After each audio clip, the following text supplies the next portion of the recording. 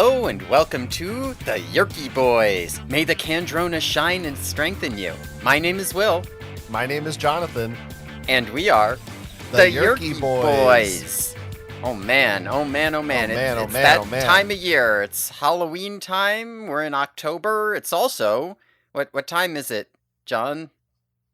Released in November. It's fanfiction time. It's fanfiction time. Yeah, another one. Wow. This is an episode where we read fan fiction from the Animorphs fan fiction pages on the internet. Which is always a lot of fun. They're not our worst episodes, at least. No. Well, no. We've done this a few times before, but this time is special. We have a special theme this week. Now that we've finished the show, I mean the book, not the show. The show's next. We're finished the books. All of the books, the reading ones. Now we're going to be looking at fan fiction that's got big spoils in it.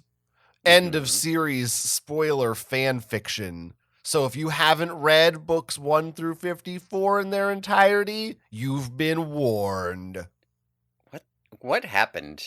Something happened. The most hardcore. Like around 30 seconds ago, something happened to you. The most badass motherfuckers are the only ones who can handle this kind of fan fiction. I kind of like it. You should keep this up. Put on your sunglasses, grab a beer and a cigarette, because it's time for fan fiction. This is our new reality now, I guess. This is what this podcast is becoming. I came here to kick ass and read fan fiction. Just Duke Nukem for some reason. Before we get into the fan fiction, I actually want to read some fan nonfiction. I mean, is it nonfiction? By which I mean emails. Is this a time when I might go, the sharing? That's exactly right. A couple of emails. It's actually a little crazy because the Patreon really popped off last week. Oh, shit. Yeah, the patreon.com/the Yerky Boys, where we have bonus episodes every week, song parodies, tons of fun over there. We're going to have there's some really good feedback on our last Patreon episode, in which we discussed the Animorphs subreddit. Oh, good, because I thought that episode was bad. No, so I'm excited that people liked it. People loved it. They had a lot of thoughts and feedback and suggestions, and so I'm wading through that wall of emails and comments that's only for the Patreon this week. Wow. Man, everyone who's not giving us, it's only $5 a month, is really missing out. Yeah. I feel bad for them. I don't really feel bad for them because they're pieces of shit. Here's an email I thought was pretty good.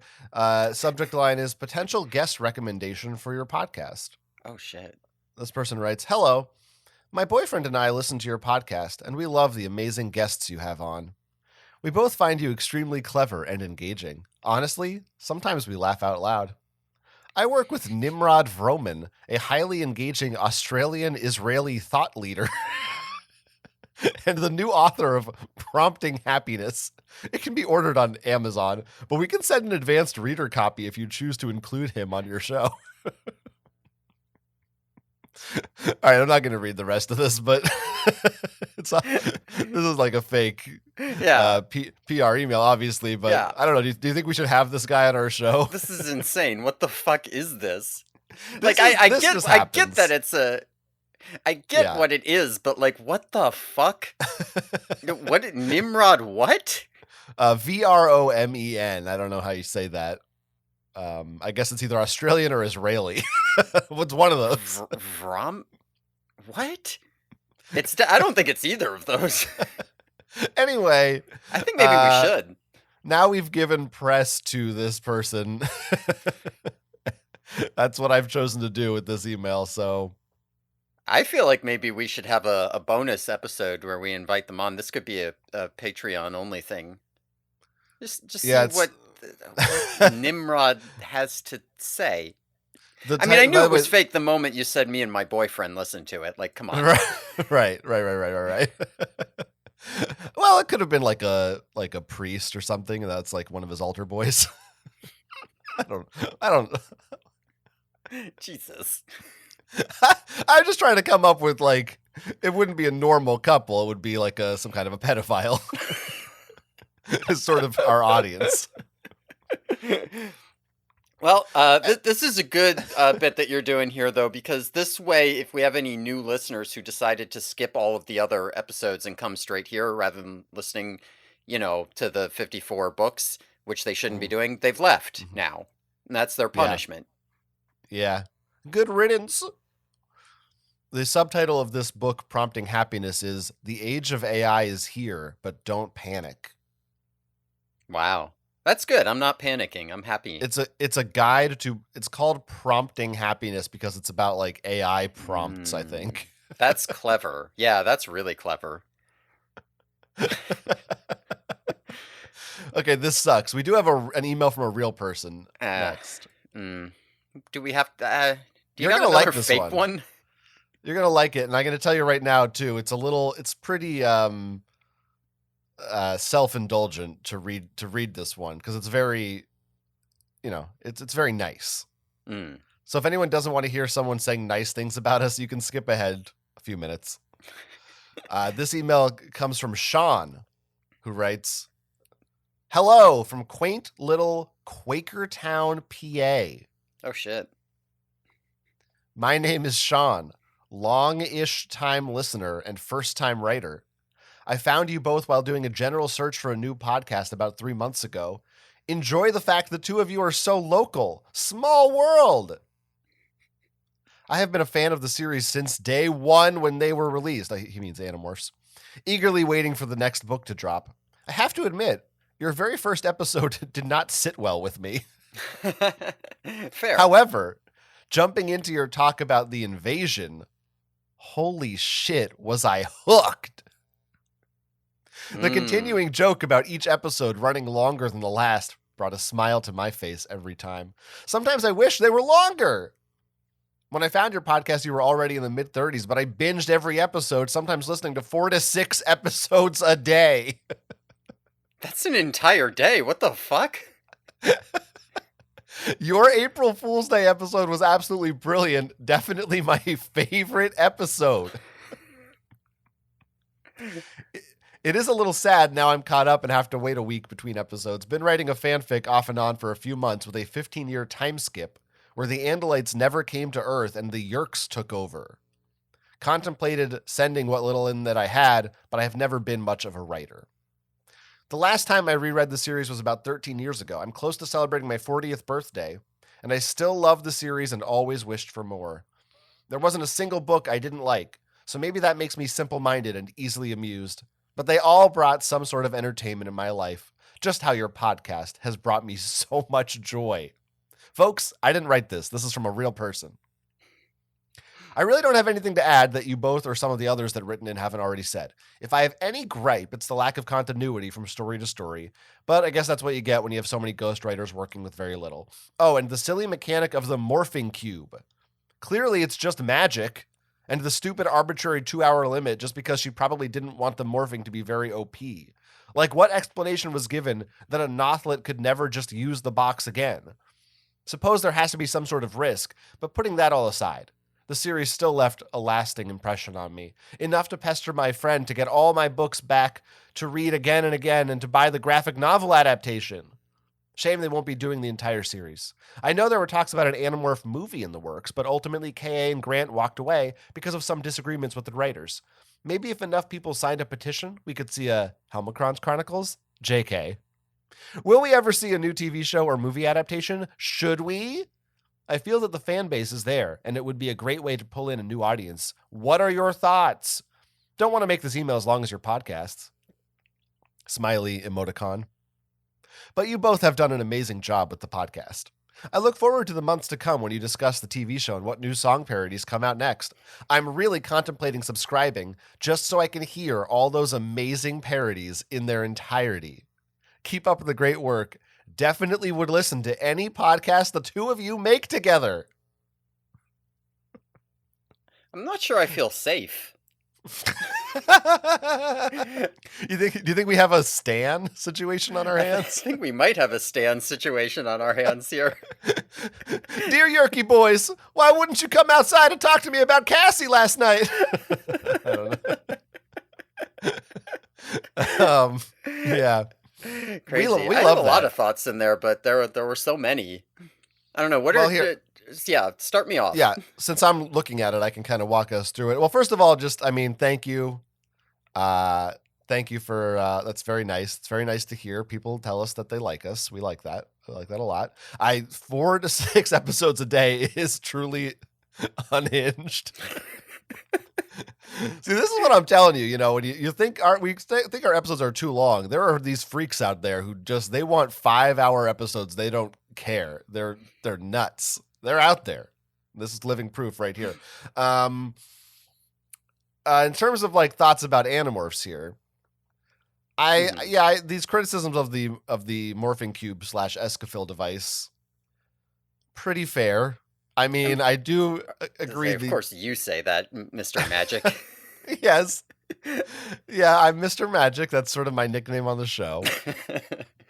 For any new listeners, you can kind of call me that or refer to me as such. But yeah, the 2-hour time limit. I mean, I don't know. The thing is, I like rules in a fantasy or sci-fi story. Probably we have discussed this way early on. I don't remember, but you know, you think of like the Gremlins, right? Don't feed them after midnight. Mm-hmm. And it's like, you know, there's the joke about, well, what does that mean? What if you go through a different time zone? When's midnight? Blah blah blah. But it's fine because it's a 2-hour movie and it's more fantastical and it serves its purpose. You know, Animorphs, the problem is you have 54, 60 books or whatever to think about this shit. Yeah, Animorphs went longer than 2 hours and now it's stuck is the problem here. That is the problem. That really is the problem. So, I mean, it doesn't bother me. I do also agree, like, yeah, the Nothlet, I mean, you kind of just have to accept that it's just how it works, but they don't really talk about it, you know? Yeah, I mean, like, a part of me wonders, I've probably said this before at some point, but I don't remember saying it, but a part of me wonders, like, Tobias gets trapped at the end of the very first book, like, before most of the rules have been established, and we're just kind of, like, throwing him out there. It really kind of feels like part of the reason why there's a 2-hour time limit, and you can get trapped, and then you can't come back, blah, blah, blah, is because, like, part of the initial idea is, like, what if one of the kids just is a bird? Right. What if one of the kids is an animal or something like that? Like I could have a loner character. You know what I mean? Like, because that's all, you know, she doesn't write those rules and then says, all right, I'm going to have a character get trapped. Like that's all one shot. Yeah. Yeah. That seems like a pretty likely possibility. You know what? Something else is that early on, we also established that the time limit is not exactly 2 hours, right? It's like actually a little longer. Yeah, or like it's close, or like there's wiggle room. Yeah, or like early on, they're like a couple minutes past, but they're not necessarily because maybe the watch is off because we don't have axe, and then like maybe they're having difficulty with it. So yeah, there's definitely a gray area on that time limit. It's not like a hard and fast at 1 hour 59:59 you're fine, and then at 2 hours you're stuck or something. I feel like they forgot about that later on. The ghostwriters, I think, didn't remember that. That's and it true, yeah. just became 2 hours because it's like, well, whatever. I don't know. I don't know if there's that much more you could do with that, but it's something. It would have been nice to maybe see a little bit of the Andalite scientists in the Andalite Chronicles or something, or like some research notes of it doesn't even need to be an explanation, but just someone being like, we don't know why our tests have run, Nothlets happen, and we figured it out this way and that way. You know what I'm saying? I like to have I like when the story acknowledges these questions, even if it doesn't have answers for them.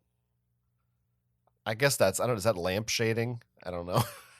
Yeah, sure. Yeah, I think that's what that is. I was only half listening to you. Yeah, that's fine. Sean was listening. The other thing here about should we ever see a new movie or TV adaptation? Will we Sean thinks the fan base is there. I think we've talked about this fairly recently, but maybe on the Patreon. But yeah, I definitely think, and we'll talk about it, I'm sure, more after we've covered the TV show. But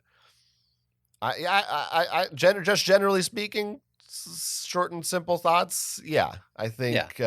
Should we? Yes. Will we? I want to say yes because I just feel like there's no property under the sun that if a studio even has an inkling that they might be able to milk it for some money, they're not sooner or later going to get around to doing it. Yeah, I mean, I was thinking that it probably wouldn't at this point, since there was a project and then it got canceled because I don't know, wasn't there like creative differences and then like that just kind of fizzled out or something? I don't remember the details, but there was a project and it kind of didn't happen.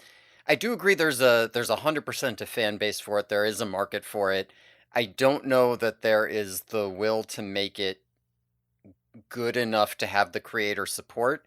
And I feel like the fan base is like, like it exists. It's like a secret. It's like an underground fan base. Like there's a lot of fans, but it's not like the number one thing on everybody's mind. Like give me more Animorphs. So it's kind of like you have to get those people.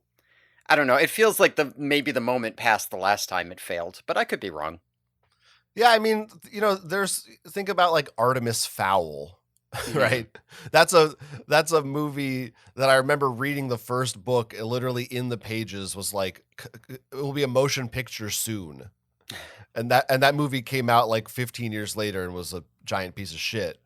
But, like things like that have happened where I just think it certainly seems like right now as far as we know, there's no rumors or buzz or any kind of movement on it.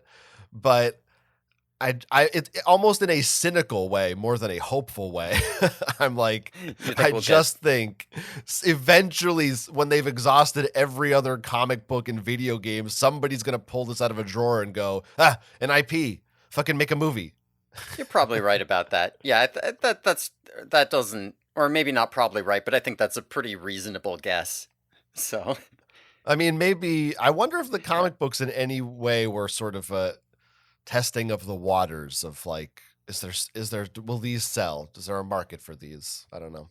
Yeah, I don't know. Well, we can think about that when we actually like review them for sure. Yeah, we'll get to all that stuff. Well, thanks, Sean, for writing in. And you should definitely become a patron, a controller, we call it over there. Oh, yeah, that is what we started calling it. I forgot. Yeah, since day one, we just never said it on the show. But if you like that we're local, we got like the mall episode. You get to hear about the local malls. That's true. Good stuff over there. Check it out. I think we're wasting all this time specifically trying to recruit one more person. Well, everyone listening is also going to jump on everyone board. Local listening is going to be like, oh, the local mall. Interesting. All right, let's talk about fan fiction now. Yeah, we wasted a lot of time. Yeah, no, that's fine. Remember, it's shorter than you think on the timer because before the show, we talked a lot about chipettes. Yeah, it's some stuff we can't talk about. Well, listen, we're talking about fan fiction. If you forgot, it's exciting, and this is specifically end of series stuff. And this is because we have another fanfic episode on the Patreon, but it's going to be different. This is really officially, probably our last fan fiction episode, unless listeners have some kind of suggestion for more, but probably our last one. It does feel like this is probably, even if we have other ones, I think it's likely they'll end up on the Patreon or something, but we'll see. This is a momentous occasion. I hope that this is what you were looking for.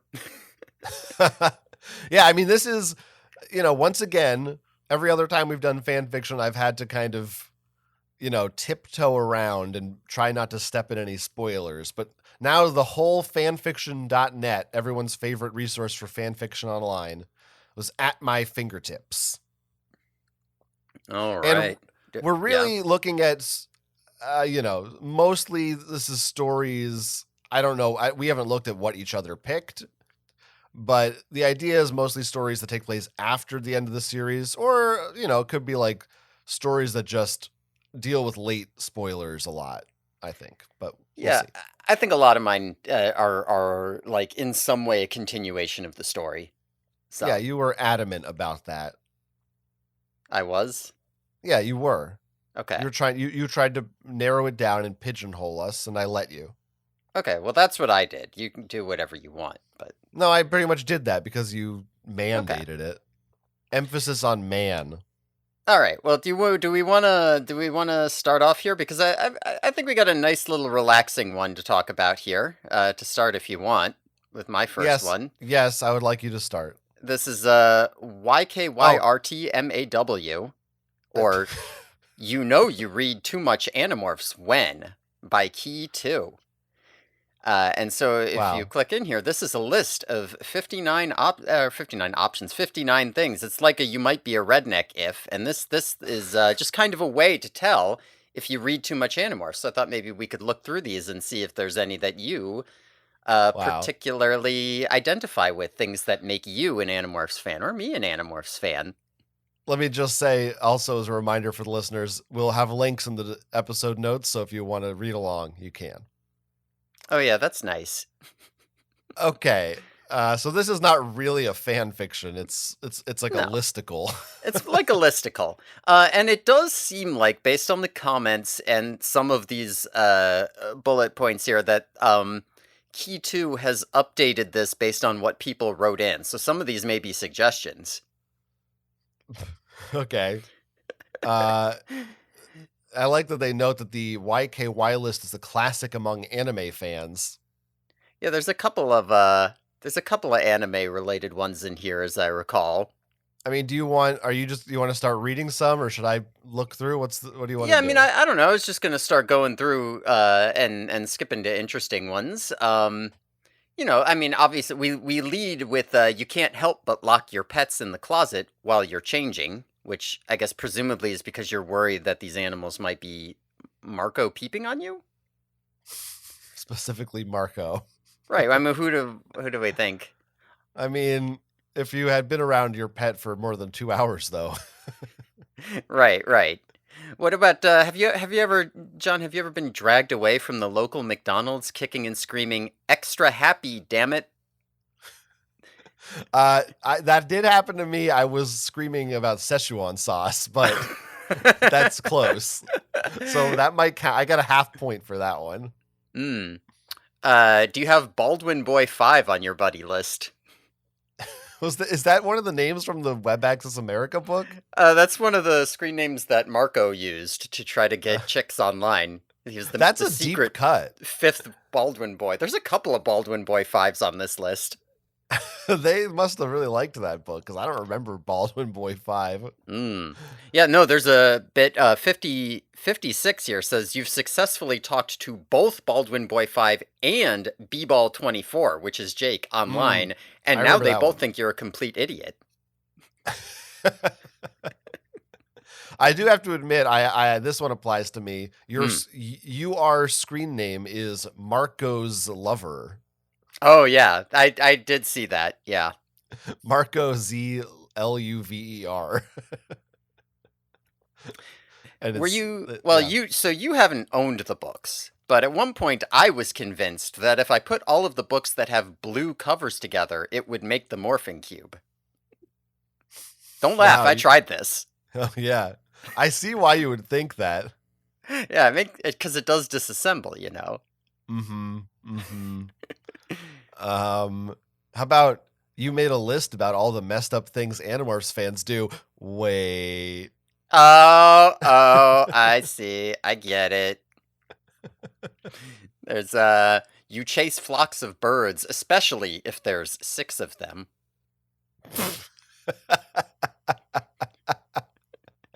Later on, it says, now you stare at every flock of birds with 5 members. That's a little morbid, I think. Oh my god. What the fuck? Oh, there you go. Was that why this one's in the spoilers category? There's a couple. I mean, it also, for number 54 on the list, it says, you hate and despise this number. Seems like they're not a fan of how the book ended. Yeah, I guess not. Have you ever held a seance to try to contact the spirit of Rachel? Damn, oh my god. I thought they were going to say Aldrea. Because that I've done. Or a bumper sticker that says KA is a murder. Okay, this person's very mad. Yeah, they're not too happy about Rachel. When was this written, this list? 2001. Okay, so this is fresh. Oh, this was right after the series ended. Oh, a number of mine are pretty fresh. Like, I definitely targeted the ones that were fresh. Oh, I have several that are more like 2011, 13. That's good, because then we won't have overlap. Yeah. I also have another one that applies to me. I did begin to stalk my assistant principal. Yeah, that makes sense. Yeah. Well, she's an assistant principal.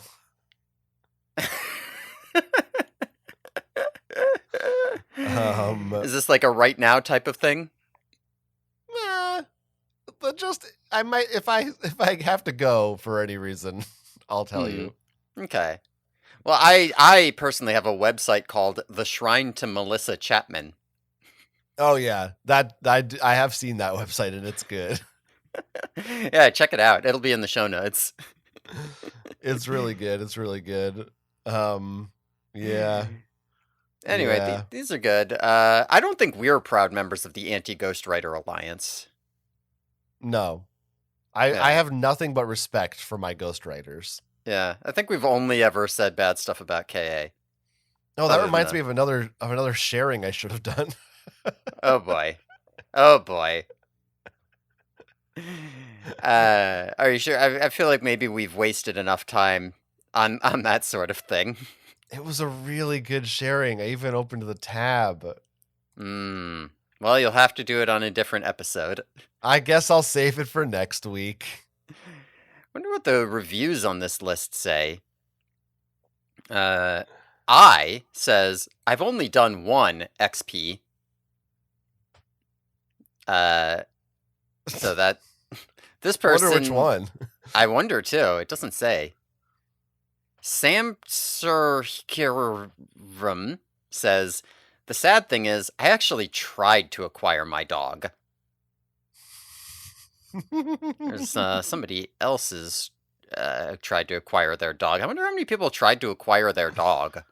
I mean, I'm surprised I didn't do this when I was a kid. It's the kind of thing I would do is just like no one was around, go over to the cat, put my hand on it, like try to get their DNA. Akasis here says, lol, I think my favorites are 54, 65, and 68. I don't know what this means, because there are no books 65 and 68, and there are no bullet points 65 and 68. They continue, of course, most likely you won't remember which these are, excepting the 54, and possibly 68. Maybe it does say updated up top. Maybe they deleted some after the fact. That could be. All right. Anyway, I just thought that would be a fun little starting point for us. That was a nice starting point. Yeah, just kind of get us into the mood. We're Animorphs fans. We're Animorphs fans. Of course we try to hold a seance to summon the spirit of Rachel. We're Animorph fans. Of course when our older brother quits the basketball team, we gouge his ear with a fork. Damn, we should have been doing that the whole time. Yeah, that's a lot funnier. That's more for the modern generation. Yeah. Back in the day, they didn't know how to do good content. It was just these stupid lists. All right. Can we get to the real fan fiction now? All right. What about when the boom or doom? I think Rachel got the doom. Who do you think got the boom? No. Oh no. Okay. Oh, can you imagine Axe and Costco? Oh, I can imagine. I can imagine Axe with that double chunk chocolate cookie.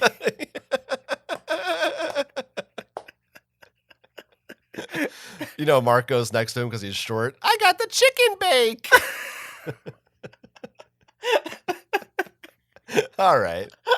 This is content that no one will understand what the fuck we're talking about in 3 months. No, it's really good though. This is what they tune in for. Oh God. Let's Give us talk the real about one. real fan fiction. I'm going to start. I guess I'm just going to go in the order I listed them here. I don't know. I'll start with it's if you click on that link, it goes to chapter 3. It's fine. It's multiple chapters, my first one. Mm. It's called Tobias the Ornithology Professor. Wow. This was published in May of 2023. Hot off the presses. By I Am Snake 5. Yeah, this is extremely new. That's what I'm saying. Now, as the title implies, in this story, Tobias has become an ornithology professor. Actually, this story takes place after the end of the series. However, it changes some details of it. Mainly, the main one that I can figure out that really matters is that in this version of the world, they never told anyone for some reason Tobias's name. So they know he's still called the Forgotten Animorph, but now he's really forgotten.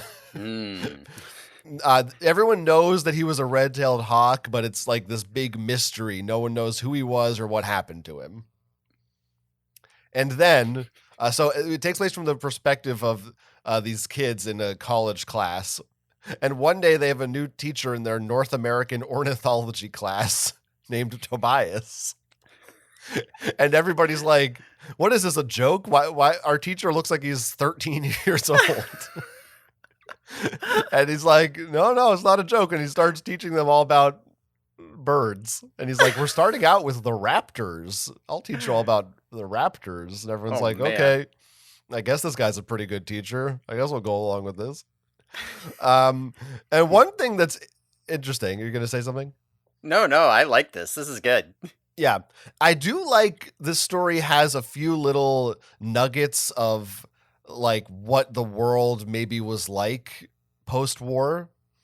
For instance, a few of the characters are named Rachel and Cassie. The idea being that after the war, the names of the Animorphs became extremely popular because they're like national heroes. How much of a time skip did you say this has? I don't think it's that much. 5 or 10 years, maybe something like that. So these kids are 5 to 10 years old with their ornithology professor. Now that you say that, that doesn't make as much sense. So maybe it's longer. Yeah, I just don't. It wasn't clear to me, and then it was. Either I'm wrong or they're wrong, and I don't know which one it is right now. Oh, anyway, it says 30 years up at the top. Okay, all right, that makes. The only thing is once there were Animorphs later, I guess I just didn't think of them as being that old, but that could also be. I do like that Tobias still looks 13. They've hit on that point which we've talked about, but I don't think K.A. Applegate ever really realized. Right?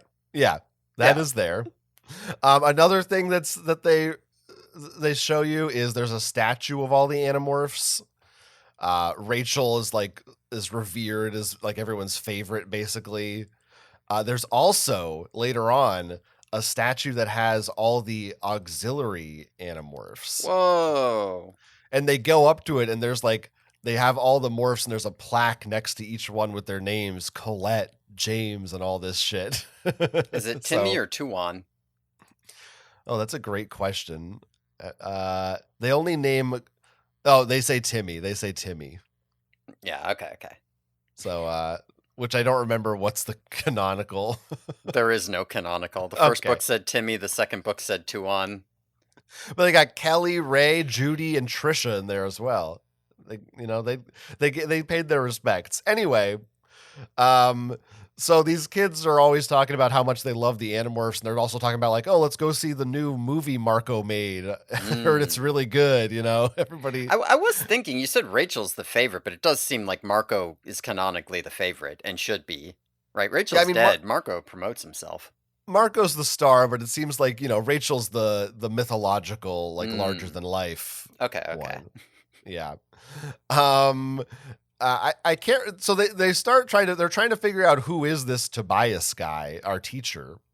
Oh, and one day also a different woman comes in and is like, I'm your teacher today, and I'm going to be showing you this red-tailed hawk. And basically Tobias like flies through the window and to teach them about himself.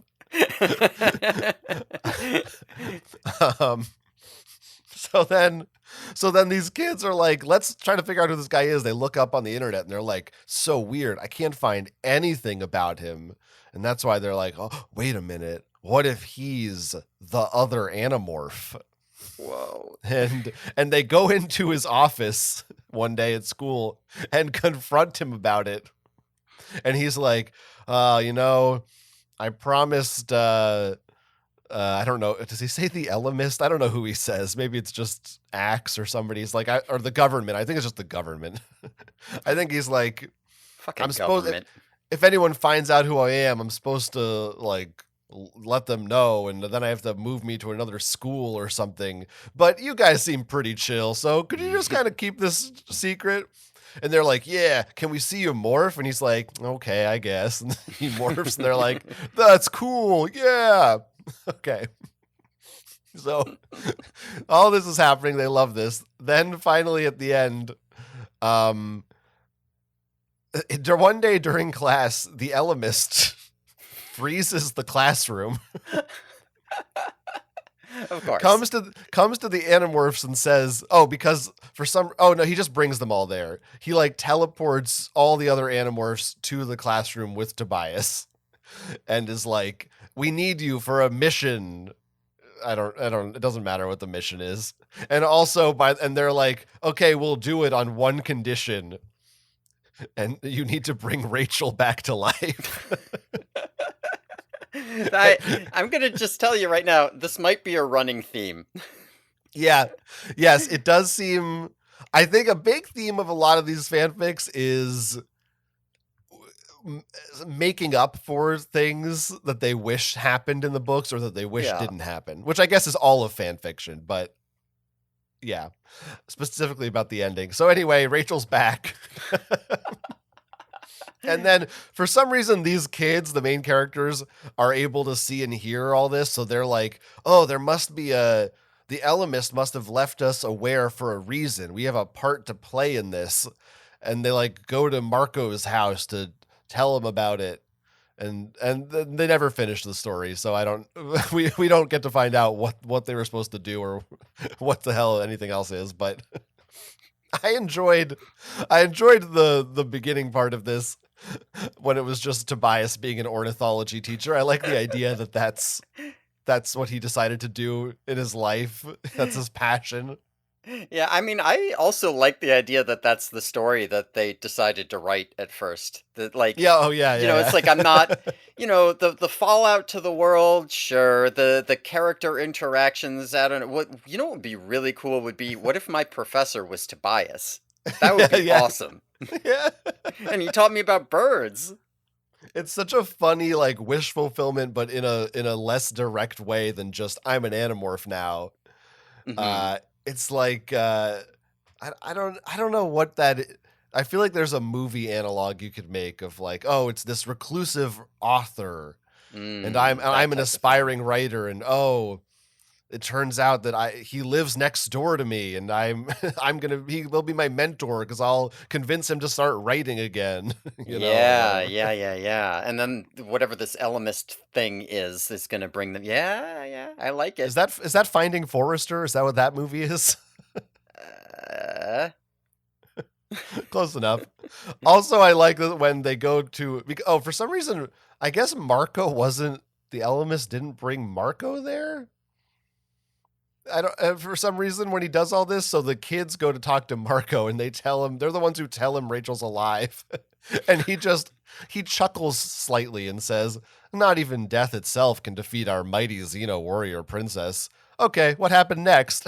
He's just barely even fazed by it. All right, sure. Why not? Whatever. Who cares? I already wrote that part, okay? We had the reactions. It's fine. Anyway, again, this is the Tobias the ornithology professor. Not the most interesting title. I don't know. That title is kind of interesting to me. Like, there are a lot of titles that are just like, you know, The next the part. beginning, the next part. Yeah, the Rachel comes back. You know, the Kelbrids. You see a million of those stories. Tobias the ornithology professor. That's that draws me. There's a comment here from Monpoke, who is upset because Tobias shouldn't be alive 30 years later. As a hawk, he would have died. Yeah, I think that they're right. This is a long comment. Yeah, I just summed Holy up for you the shit. only significant part of it. What the Anyway. fuck? Yeah, no, this is too much. Yeah. Why did they write that? I mean, I know why they wrote this much. It's the same reason we get our emails, but yeah. All right. What's your next one? What's your first one, really? Well, I think the other one was my first one. It was okay. Just all right. So this one is something one Parazans want. This is by Crazy Loved Complex Chick. Was published in June of 2001, so right after the series ended. I didn't like the way the books ended, so here is my own ending. Rachel gets pregnant, and well, just read it. I am not the owner of Animorphs. I just write fanfics on them. Oh boy. So this fanfiction. What I like about this fanfiction is the writing style. And I think maybe I'll just read you the opening paragraph. You'll get a sense of what I mean by that. Okay. Rachel was waiting for the phone call that would change her and Tobias's life forever. She hoped that maybe it wasn't true, that maybe she wasn't pregnant. The thought of that word made her wants to throw up. She and Tobias got married right after the war, and she was loving her new life. She knew she still wanted to fight, and so she did. She decided to join the U.S. Army. When the Army found out one wanted her. However, she became a general for the California's Army. She loved every moment of it. She also taught class for morphing and so on. Tobias, on the other hand, didn't want anything else to do with the awful war that had cost him his dad and did so much to his mother. His life was a mess because of the war, and for him he smiled at the thought of never having to go into another battle. Therefore, her became a zoologist to study birds and so on. He loved his work, but most of it when he really wanted to know about the bird. He morphed to see what it is like.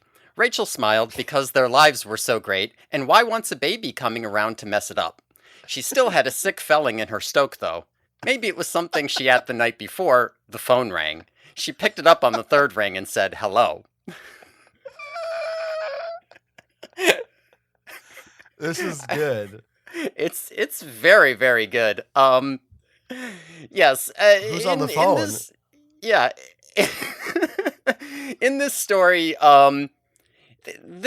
even though this was written after the end and this was written in response to the end, it seems to have very little to do with the actual ending of Animorphs. This is just them writing of future Rachel and Tobias who are married, I guess.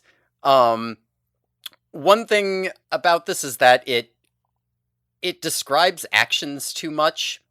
Like, it's not just the bad writing. Like, as you get into it more and more, they just feel the need to say, like, every single thing that the character does. So, for example, she, like, throws the phone against the wall and it breaks. And then she looked down at the piece of the phone she was holding and saw her hand was bleeding. From holding the phone too hard, she thought. She looked over and saw all she had done with the pieces was put them on another spot on the floor. She grated a garbage can and threw the entire piece into it. She then put the garbage can back where she got it and walked downstairs to the kitchen. She went to the closet and got the first ad out. She spared some disinfectant on the cut then. She jumped a little from the pain and spray gave her, but then grated a napkin and wiped the cut off. She then put a band-aid on the cut and went to the couch to set and think a whale. This is the person who, when they're watching a movie and they cut from the car to the inside of the house, is going, how'd they get inside the house, though? Right? I'm confused. Anyway, it's very strange. So, like, Tobias comes home and, like, they have a conversation and Rachel doesn't want the kid, but Tobias does. And it feels like this is a setup for like maybe the Zootopia abortion comic or something.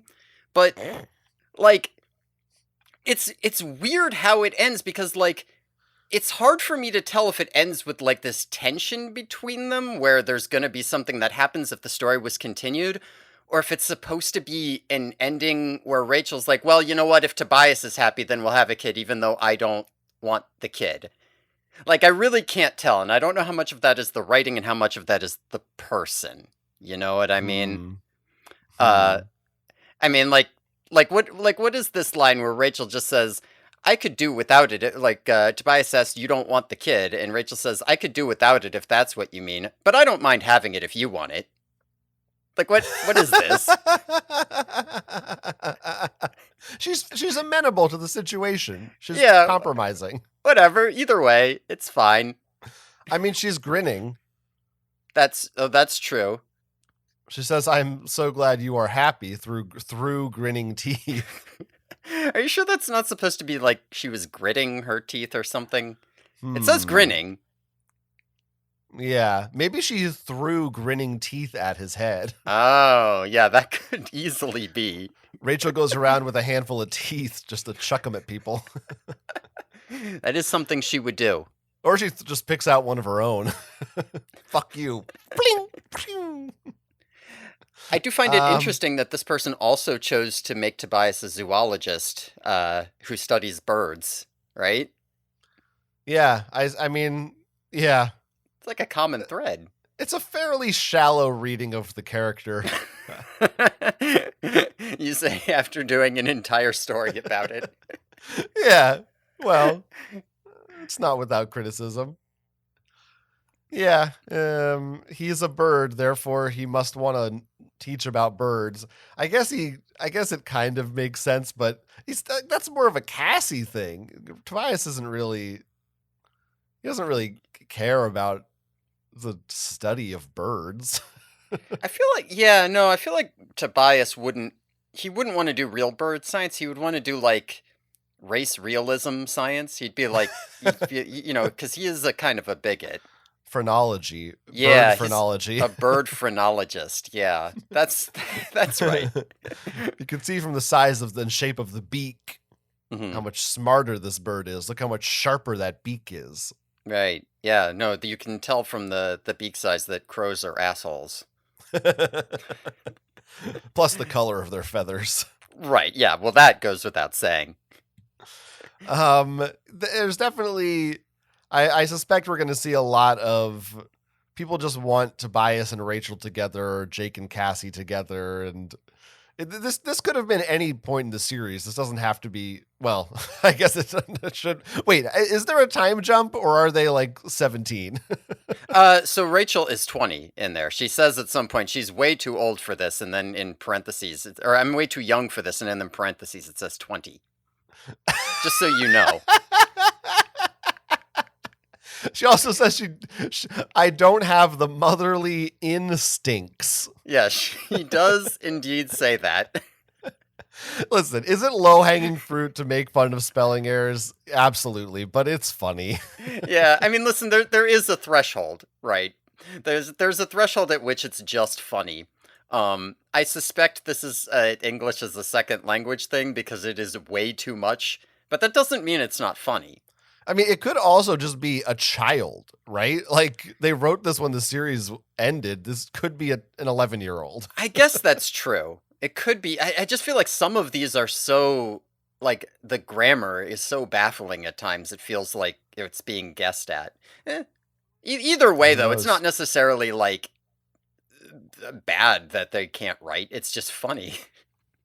Well, one of the comments from Maria Destiny says, I want to say thanks to the people who have good reviews on our helping me with my work. For the people who think that they should put down people's work, well, they need to keep their mouths shut. Yeah, I would agree with that. Heartsy Hawk commented, write more. By the way, your spelling sucks. P.S. Rachel had 2 little sisters. She would indeed know how to change a diaper or feed a baby. That's like beautiful poetry, the way it's formatted like a poem here. I don't know if that's true. How much younger are her sisters? 2 They're years like and 4 years, I think. Rachel wasn't changing diapers. Yeah, What the right. fuck are they talking about? She thinks she was like 6 years old, taking care of a little baby. Yeah, I think you're right. Anyway, What about Lily57 who says, "Oh, how cute, tear, sniffle, tear, narf." Spork of Doom. Mm-hmm. That's good stuff. That's good stuff. I also really like this comment from JA, whatever. Hate to break it to ya, but Rachel died. Pretty good otherwise. Other than that one slight issue. How could Rachel get pregnant when she died? You're going to want to sit down for this one. Sorry to have to be the one to tell you this. She did. Okay. Something one per Rossins want. Well, we had a lot of fun with that one.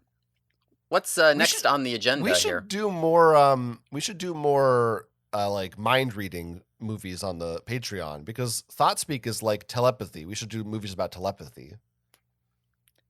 Sure. I was just thinking because the title of that made me think of What Women Want. I thought that'd be fun to watch for the podcast, for the Patreon. I mean, if that's whatever, I don't care. Ooh, I'm not going to stop or you. If you want to do another Mel Gibson, he has that movie The Beaver, where he has a beaver puppet that he talks through. That I do want to do, especially like if it has coping Civil mechanism. War. I mean, I want to see what Mel Gibson thinks about the Civil War for sure. That might be good. We're adding the beaver to the list. All right. Let's see. Let's do this story here called The Outcome. I'm going to have to remember what the fuck these stories are about, some of them. This is like the title of a book. Oh, yeah, it is. Outcome. It is. So this is something that I don't know if you probably have more of these. I think this might be the only one that I have really that's really this is right after the end of the series. Like it's a continuation. Direct continuation, I mean. Yeah, I think the rest of mine are direct continuations in some sense. Yeah. Without like a time skip or whatever. Right. I mean, there's more bullshit in here than that, though, to be honest. So anyway, it's called The Outcome. It starts out with Ram the Blade Ship, and then Jake wakes up. His alarm is going off. There's like 15 lines of all caps, clang, clang, clang, clang, clang, clang, clang, clang, which is his alarm clock. Oh my God. I was going to say that's normal for a book, but I started scrolling down and this is not normal. No, it's a lot of clang, clang, clang, clang, clang. Somebody shut that fucking trolley up. You know what I'm saying? Mm-hmm. Anyway, Jake gets out of bed and he's like, huh?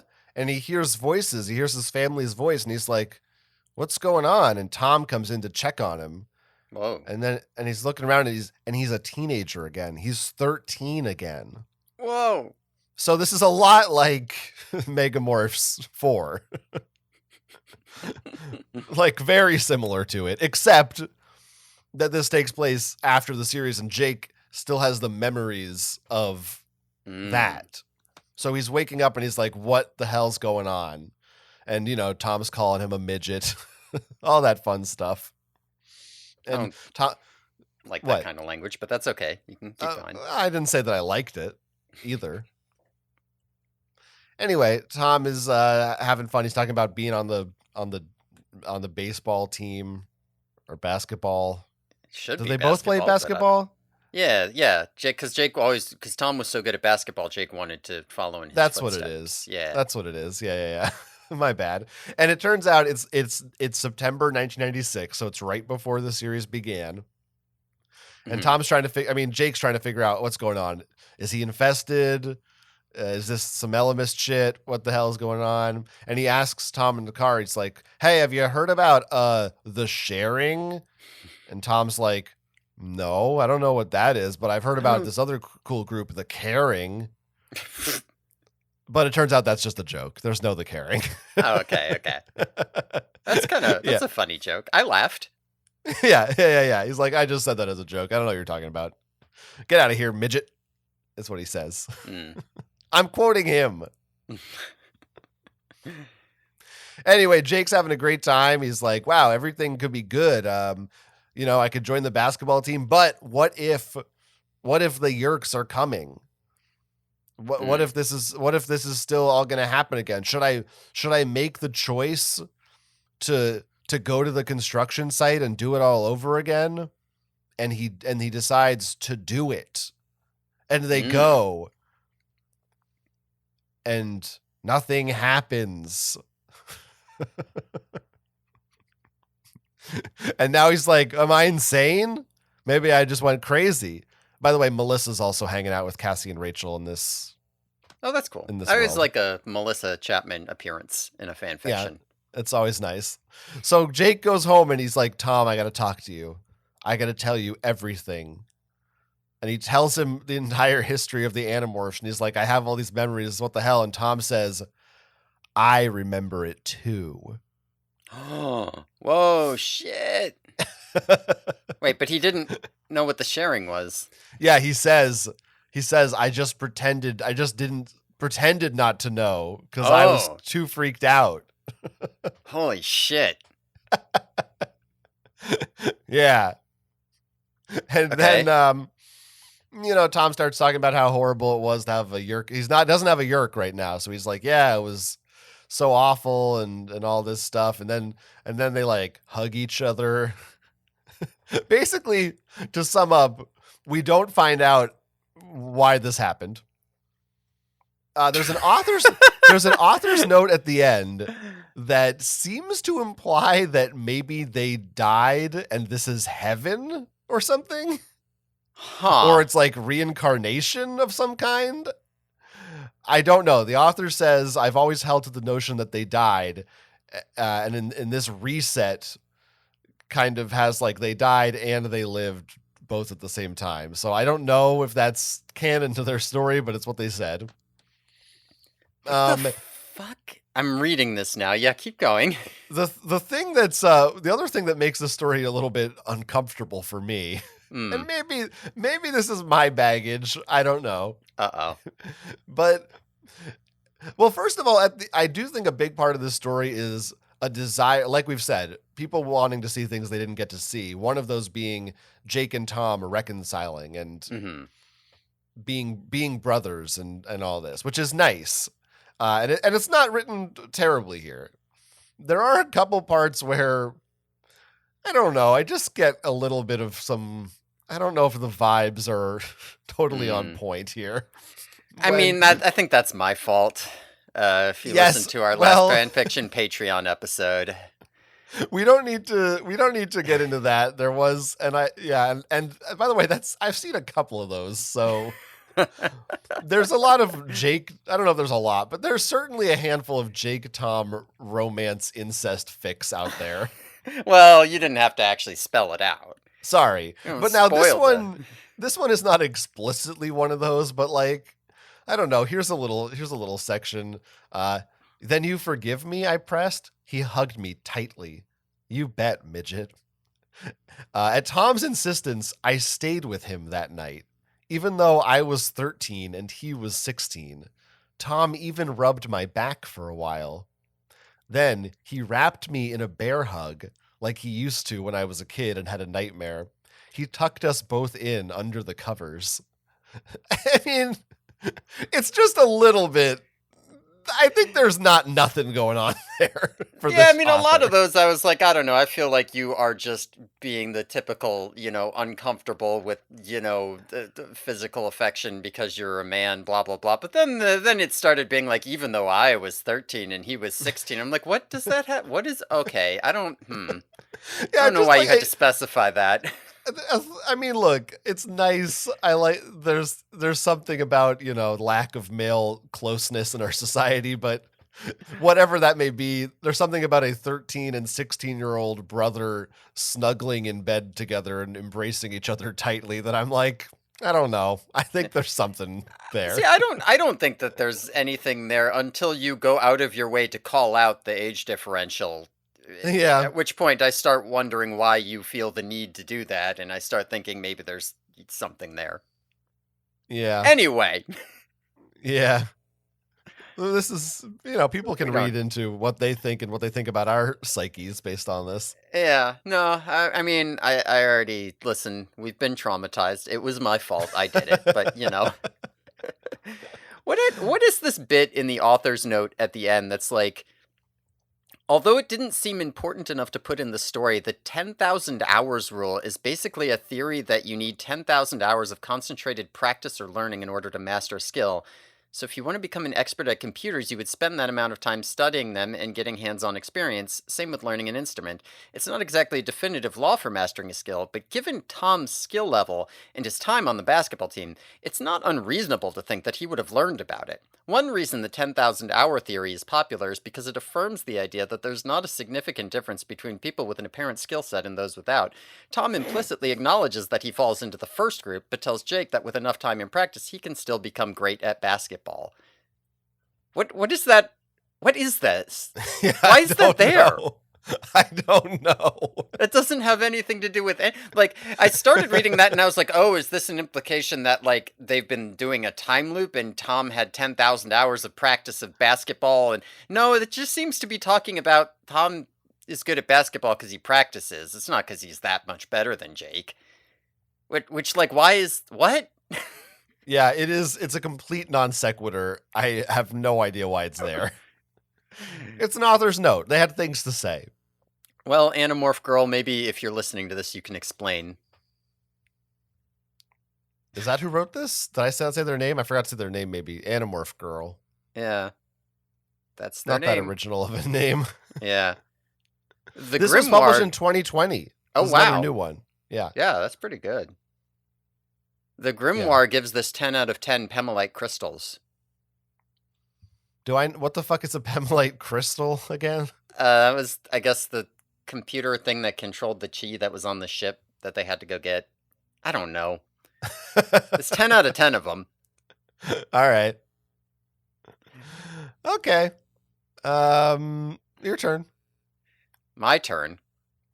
Yeah. All right. So I'm going to start at this point I'm going to start getting into a theme here, which is people who are continuing the ending because they didn't like it and they want something better to happen. So this is a fic called We Rammed the Blade Ship by Rachel 13. And this was published in 2002. So the thing about this story is that, like, okay, so it starts off with them ramming the blade ship at the end, right? Sure. And they ram it, it smacks up the blade ship, it, like, breaks it apart, whatever, they're all injured, but, like, they morph and demorph or whatever. It just, like, kind of works is the thing. There's some stuff with, like, I don't know, Mendarash and a hologram projector and trying to, like, trick the one or something. The thing is, like, most of it isn't really, like, anything. It's just kind of, like, stuff happens, but I don't really see... But basically what it comes down to is that they win, right? They win, and Axe was, like... It turns out Axe was, like, cryogenically frozen or something, so they rescue Axe and they beat the one, and they all come home. So the one was not Axe? Well, I guess he was Axe, but also real Axe also existed. I don't know. Okay. It really feels more like this person is just not interested in the plot of the one. Like, they just want to write a bunch of sequences that get them back home all saved. So, because it feels like it's all building up to chapter 5 here, which is 3 years later. And this is written from Cassie's perspective, and it starts, I was a happy person again. All my friends had returned. Well, sadly not all, because Rachel couldn't be saved. Axe was living in a huge scoop. Blah, blah, blah. There's all this stuff. Marco started up his TV show. Cassie stopped dating Ronnie because Ronnie fell off a mountain cliff and died a year ago. But so now she's married to Jake, of course. And I think I wrote this fanfic. And Tobias permanently morphed human. He lives with Marco. And they hang out, but he can still morph because the Andalites invented a new technology. And Marco found a wife who didn't just want him because of his money. Her name is Maria here. Okay. But basically everybody is happy. By the way, Jake and I's wedding was great. I got a pearl ring surrounded in diamonds, and that's the last bit of the story. Basically, it feels like the whole thing is just this excuse to bring everybody back home and be like, actually, Ronnie died. Jake and Cassie got married. Tobias is a human. He's not a bird. And he and Marco are best friends. And Marco's happy, too. And Axe is a hero, and he's got a big old scoop, and everybody's happy, and everything's great now. No, I'm a pretty big fan of this. I don't want to give anything away, but, I may touch on some of these themes in the fanfic that I've been writing. Uh-oh. You'll have to sign up for the Patreon if you want to hear that. Yeah, I'm hoping your Ronnie death scene isn't too graphic. It is. I mean, I do like the fucking exact quote. Ronnie and I weren't going out, obviously, because he had died on my day off a year ago. He fell off a mountain cliff. I went to his funeral, made a speech, the whole bit. I started going out with Jake again. We got married. Yeah. It's just, come on. We got yada, yada, yada. Yeah, fuck that guy. Get past it. It's Jake. Yeah, he slipped and died. This is the equivalent of J.J. Abrams coming in to write Rise of Skywalker. Yeah, most of it just is kind of a bunch of bullshit that makes no sense to get us to the point that I wanted to get us to, which was selling you a yellow lightsaber, I guess. It is cool that it's yellow. That is pretty cool. Color of piss. All these comments are pretty positive. People all seem to really like this. Yeah, I mean, this seems like kind of the template for what I imagine many of these fanfics are like. Yeah, I mean, that is why I started on this one, because this one is just so nothing except rushing to, like, let me play with my little action figure characters and put them in their little dollhouse where I want them. Whereas a lot of the other ones, whether or not they get there, they like actually go somewhere along the way. When you say started on, you mean your third one. Well, from this point forward, I'm going to be doing this kind of story. Sort of. Mm-hmm. Okay, we're all looking forward to that. Yeah, you're going to love it. You're going to love it. Trust me. All right. It was fine. Should I do my next one? Yeah, do your next one. I'm afraid to do... One of these is maybe too good, but you know what? I'll just do it now, and it's sort of relevant. If there's a good one, you can save it. It's fine. No, I'm just going to stick with this order. Okay. This one is called Not to Be, but to Seem to Be. Whoa. And the description you'll see is, there was something we didn't know about Ronnie Chambers. Oh, shit. So... This is post 54 once again. Actually, there's kind of maybe more spoilers in that description, but I didn't read them before I started reading this story, so it was all a revelation to me. I'm seeing content warnings here. Yeah, well, we find out. So it takes place, Cassie is part of the alien relations government team and all this, the Animorphs have gone off, like they're in space. We're on Earth with Cassie. This story does not touch on what happened with any of them. I don't think. Instead, it's all about Ronnie and Cassie. And here's what you didn't know about, as he introduces himself, Ronald Chambers. But he says, call me Ronnie. Ronnie is a chi. Oh, that's good. Oh, I like this. And Maybe it should have been obvious. It took me until he actually said it. I just assumed, oh, he's just some chi. Okay, this is already pretty good. But he's not just some chi. He's Eric King. Did he always harbor secret feelings for Cassie? That's about right. Oh, shit! At some moments, he saw, actually, I guess he didn't always. It wasn't until after the war. So he sees her on TV talking about how every life is sacred. And that was when he began to fall in love with her.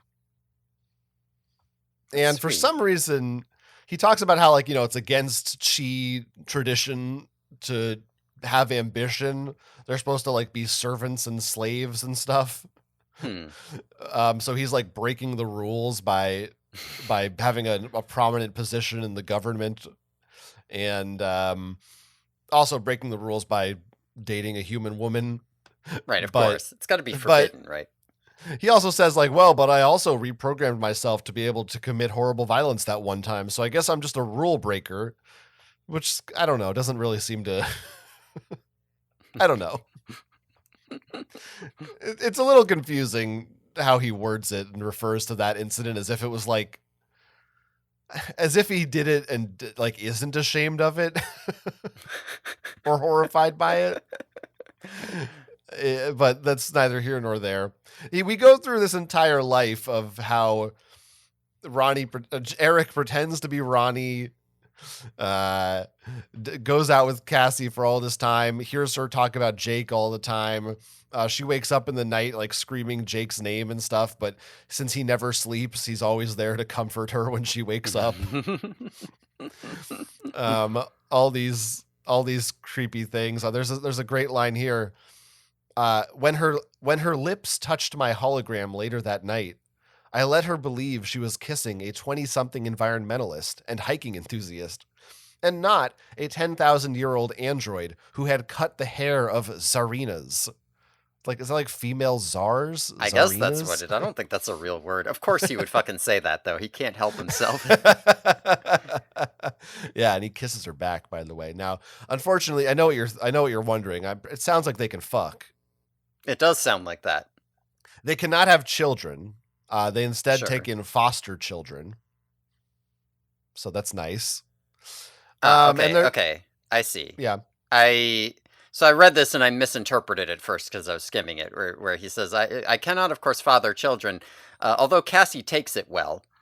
Oh my God. And I kind of, for a second, you put the idea in my head because you were asking about if they fucked, but I guess that just means she's okay with the fact that they have to. It's fine. Good Lord, man. You just put an idea in my head and... Aren't you ashamed? I think it's your fault, really. Oh my God. That's Cassie you're talking about. Sweet, innocent little Cassie. You started it. She's a child.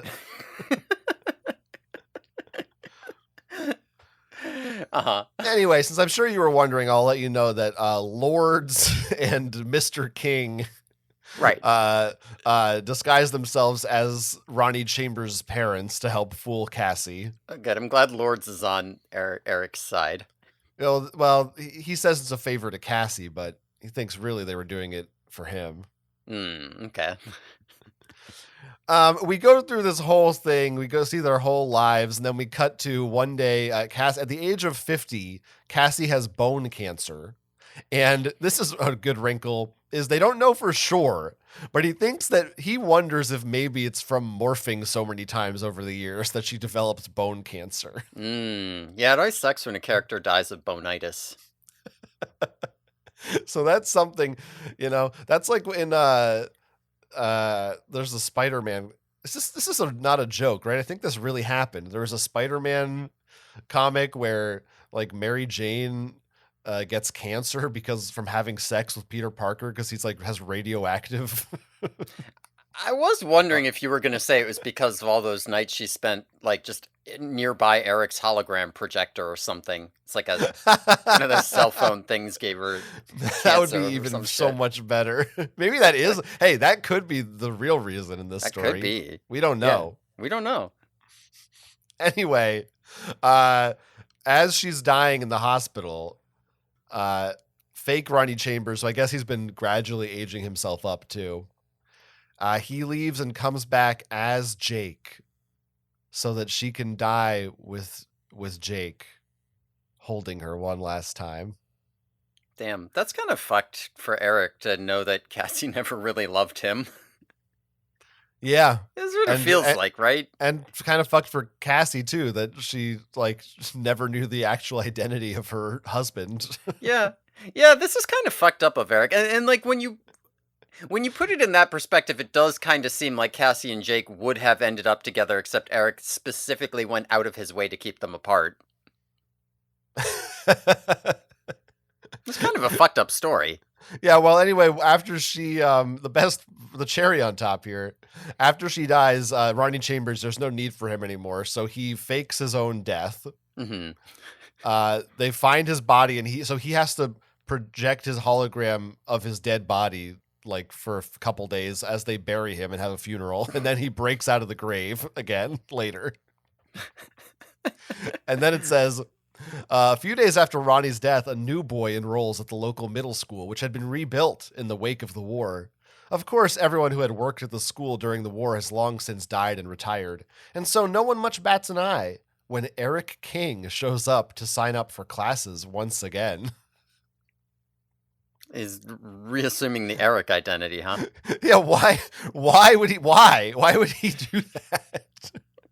I mean, there's a lot of questions about the chi in general, but didn't he basically become Eric because of the Animorphs, or am I like he was just coincidentally was there? I don't remember. No, I think he was just already playing a kid in school.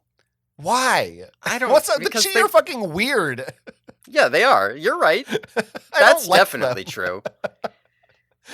Anyway, this is just such what an insane concept that Ronnie Chambers is really Eric. It must be really good to like have ships involving the chi, because then you can just take any other canonical pairing and say, actually, secretly, it was the chi that I ship her with. Right? Like, what if you ship, you ship Tobias and Eric? Well, Rachel at the end was that was just Eric in a hologram. The violence was fake. He faked it. You can do whatever you want. Yeah, the chi, they're magic. This story is written by Tobiah. Oh, hi, Tobiah. Tobia. No S. Yeah, Tobiah. Here's a comment from a user 666. I am confusion. I really like Sleeping Pandemonium's comment here. Oh, wow. Youch. Poor Eric. Poor Eric. I never really gave much of a thought to a Cassie-Eric pairing, but this was amazing. You managed to make this pairing so believable. Mrs. Applegate herself needs to read this, because wow.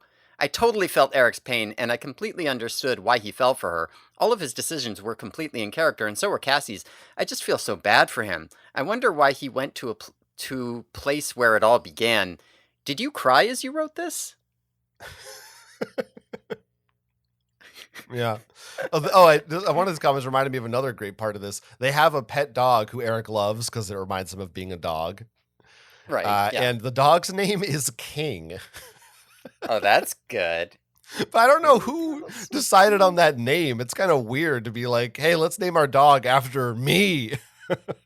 Yeah, maybe that was his little, he tried naming the dog King. He wanted to see if maybe Cassie would say, that reminds me of this boy I used to like, but then she never did, so he just didn't say anything. Yeah, well, as far as Cassie knows, Eric is still alive somewhere. Yeah. So she's never like, hey, let's go talk to the chi. She's just like, that race of sentient dog robots doesn't want to talk to us anymore. Let's just move on. I mean, that is what happens in the actual book. Yeah, it's fucking stupid. We got enough to deal with. There's fucking Hork-Bajirs in Yellowstone. I don't know. I don't have robot time. Come on, would you rather spend all of your time hanging out with the Hork-Bajir or the chi? Yeah, I mean Hork-Bajir for sure. Yeah, like Jera or Eric. Come on. But the underground chi base, it's a bunch of robot puppies having fun. Yeah, there's real dogs down there too. It's not just robots. Oh yeah, that's right. Okay, so how about that? What's next? How about that, huh? How about that? So, what's next? I'm gonna do The Choices of a Leader by Shootin' Star. This is a June 2001.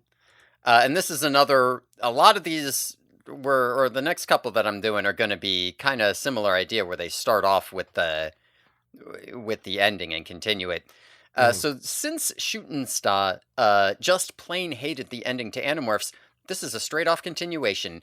This was actually the way I thought it would all end. First fanfic up in ear. Enjoy. So this is the way that they thought it would end. Okay. So they do the blade ship ramming, that works out. They manage to smash the blade ship. Marco's got some good classic quips, he's talking about hitting on Jean and all of that type of stuff. But after they ram the blade ship and break it apart, Jake is looking around the wreckage of the Rachel, because it's all fucked up, and he's looking around and like... You mean the ship, not the person? The ship, not the person. And basically everyone's fucking dead.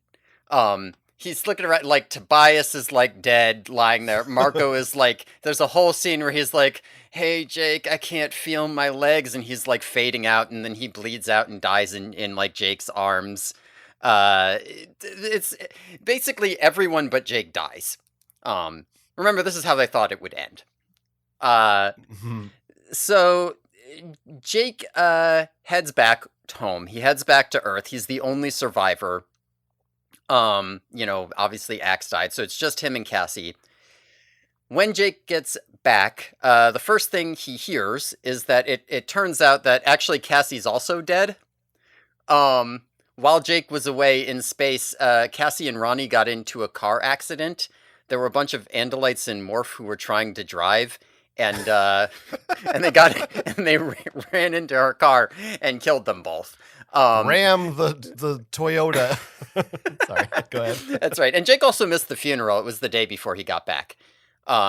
So at this point in the story, we basically go back to Jake in the middle of book 54. Only instead of like being like, oh no, how could my decisions have led to Rachel dying? Now he's like, everyone's dead and it's all my fault. I fucked up everything and they're all dead. So he becomes a recluse and he does his whole like PTSD arc thing again. This is how they thought the series would end. Right. This is what they were thinking might happen. Now there is a good bit in here about Marco's funeral. Here, the streets were lined with hundreds of drop-dead gorgeous women wanting to pay their respects to the deceased hero. Yeah. Pretty good. Oh, yeah. I think Marco would have liked that one. Oh, yeah. Oh, yeah. Anyway. Maybe Marco faked his own death just so he could get with some of those chicks. You know what I'm saying? Tom and Huck style. It could be. But yeah, so anyway, Jake is moping around when who should he be visited by but the Elemist and Krayak, who stop time, and they offer Jake a choice. Krayak, they offer him the choice that Jake can choose to die in order to bring all of the other Animorphs back to life. Because, like, obviously Krayak wants Jake dead, and the Elmis is like, yeah, sure, I mean, if you decide to do that, I'll bring all the other Animorphs back to life, and that'll be our, like, trade. And reading it, it really does seem like this is Krayak's idea. Like, Krayak is just all over the, like, Elmis is like, no, let him think, and Krayak's like, no, he wants to, he totally wants to, let me kill him. Jake, like, thinks about it at first, but then he's like, no, of course I should die to save the Animorphs. So he does. He says, no, you should kill me and bring back all the other Animorphs. And Krayak's like, hell yeah. And so Jake dies, and every other Animorph comes back to life. And this is kind of basically treated as a good thing. Like, the fact that this was a Krayak plan doesn't seem to be, like, this is obviously the right thing to do. Jake's a hero, and he saved all the Animorphs by choosing to die for them. And then the last bit is just a whole bunch of like really sappy stuff about, Jake being 100% right. And now, right, Tobias and Rachel can be together because they're literally perfect for each other. There's nobody who could possibly be better. Right. Like, what, I'm trying to This is even, nice. yeah, it's good. Yeah, any doubt they had disappeared the moment Rachel and Tobias saw each other. It was a picturesque moment, something out of the fairy tales, magical and wondrous. Tobias had lived without the first person that ever loved him for 3 long years. He'd carried her urn, lived alone to mourn, and Rachel, her dying words were to tell Tobias she loved him, and when their eyes met, it was magic. Pure and simple magic. Anyway, yeah, Jake's sacrifice hadn't been in vain. He had brought back the two people who had the best chance of living happily ever after in the entire universe. And the two showed that to each other in one enchanted moment. The end. I'm really struggling to reconcile the fact that this is how they thought the series might end. Right. Well, maybe every Animorph would die, and then Jake would sacrifice himself to bring them all back to life. Because Tobias and Rachel are, like, out of all of the characters that have ever been written, there are no two that have ever gone together more perfectly than Tobias and Rachel. But they hated that Rachel died, but they like that Jake has to die. Yeah. Yeah. Like, it's the same. It's the same. I mean, it's just more steps. Well, they don't care about Jake and Cassie, I get. They care about Rachel and Tobias. And they also clearly they care that they don't. The thing that I think a lot of people just don't like is that it's a cliffhanger, so to speak. Yeah, I think that's true too. Does the one come up in this story, or Kelbrid space? That none of that matters after this point. They just win and they go back. Yeah, no, just the Rachel hit the blade ship, a resounding crash erupted from the impact, explosions blasting from both sides, the blade ship suffered breaches in just about every deck and cracked. Yeah, I don't think it mentions them. The blade ship, it cracks in half. They did it. That dead. Was it. That was the end of that conflict. We don't give a shit about the one. Fuck that. I want to see Krayak give Jake the option to die and him take it. Because that's the way it should have ended. It's insane to say that's how it should have ended, but that's not a terrible, like, oh, give your life to bring back the others. Will you make that sacrifice? That feels like the sort of a thing that a Krayak or an Elemist might do. Yeah, I could see that. It is a little bit weird that they seem to think that the happy ending is the one where Jake takes Krayak's deal. Right. But, I also don't like this, that they refer to Krayak as the Krayak. Yeah, I feel like that, like, maybe in book 26, maybe K.A. Applegate called him that and then stopped. It's weird. Remember. The Elemist, the Krayak. I don't like it. Makes him sound like a Jabberwocky. 'Twas brillig and the Krayak stomped. The Krayak stomped? I don't remember the words to the fucking Jabberwock. I was just coming up with shit. None of them are Krayak. I'll tell you that. Are you sure? I'm relatively sure. Yeah. People seem to like this story. Yeah. Do you really think that Tobias and Rachel are the two people who have the best chance of living happily ever after in the entire universe? I do. It feels a little bit much. Well, I mean, best chance of living happily ever after in the entire universe would probably be me and Marco. Yeah, it's a little bit optimistic. They have their issues, as we've discussed in the past. But look, they never really had a chance to give it a real go.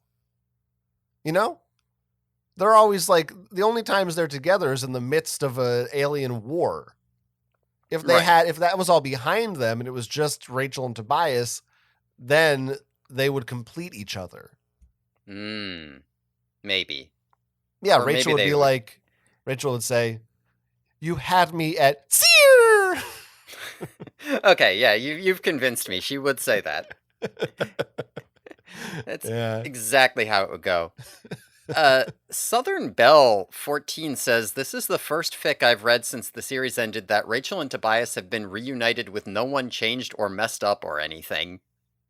Um, um, I mean, Jake's dead. That's fine. Who cares? But nobody likes Jake. He died like a hero. I guess. Oh, I guess Lynn Raspberry Girl says, I like Jake and was sad that he died in this fic. So there you go. That's a direct answer to your question. It's so funny to feel the need to comment on just this thing that's not real, that someone made up, that's not canon or in a book. They're just like, hey, just you need to know I was sad Jake died because I like him. Right. Well, see this because what's their name? The shooting star here didn't like that Rachel died, so they made Jake die instead. And it's like, well, wait a second. Your fanfic doesn't appeal to everyone. Hold up. The wrong Berenson died. The wrong Berenson. The wrong cousin died. Shooting star. Shooting star. You're a shooting star. That is what you are. Susan here says this does a good job tying up the loose ends that drove every Animorphs fan nuts at the end of the series. The problem is that stuff happens with nothing obviously leading up to it. Not wrong. I mean, wrong about the first part. The tying up loose ends. That's true. Yes, it doesn't really do... Well, it ties them up. The one got beat. They blew it up. That's the loose ends tied. Yeah, like they didn't. They just then the other things happened. Is what they wanted. We don't need to know about that. Just give me one more page that says, and then it was fine. Yeah, I mean that was really the issue. That's how the loose ends were only not wrapped up because it didn't say and then they won. If they just put that sentence at the end, everything would have been wrapped up. Yeah, that would honestly be so much worse if if it was exactly the same as it was, and she introduced this brand new weird enemy, and it was just like, and then they beat it. That would be so much worse, as opposed to like, oh, this is the start of a new era or who knows what. But just it's done. They had another thing. Yeah, I couldn't write a whole book series about the one, but I wanted to put it somewhere. I mean, that would be a very KA app. I mean, that kind of is what she did. That is still what she did. Yeah, you're right. Yeah. All right. The choices of a leader. Yeah. That's right. I guess I'll do another one. Yeah, another. Well, I kind of have 3 here that I put in a grouping. Okay. 2 of them are very short. The reason I put them in a grouping is because they all share a common theme, which is they're about the parents of the Animorphs. And for me, as you know, that's one of my sticking points that I feel the series did not do justice to. Particularly at the end, but even throughout, honestly. The family life of the Animorphs and what the hell is going on with their parents' heads. And you know, I wasn't like looking for this specifically, but I found all 3 of these. They jumped out at me. So it seems like I'm not the only one who has this. Okay. So 2 of these are shorter, you said? All 3 of them are not too long, but 2 of them are much shorter. Yeah. Yeah, okay. Because I figure we can split these up because I still have some more. Yeah, but won't we have enough? If we go back and forth, won't it still end on your last one? Or am I doing my math wrong? I think you're doing your math slightly wrong here. Oh, maybe you're right. All right, so then I'll do the 2 shorter ones. Okay. All right. So there's one called She Lingers in the Differences. Ooh.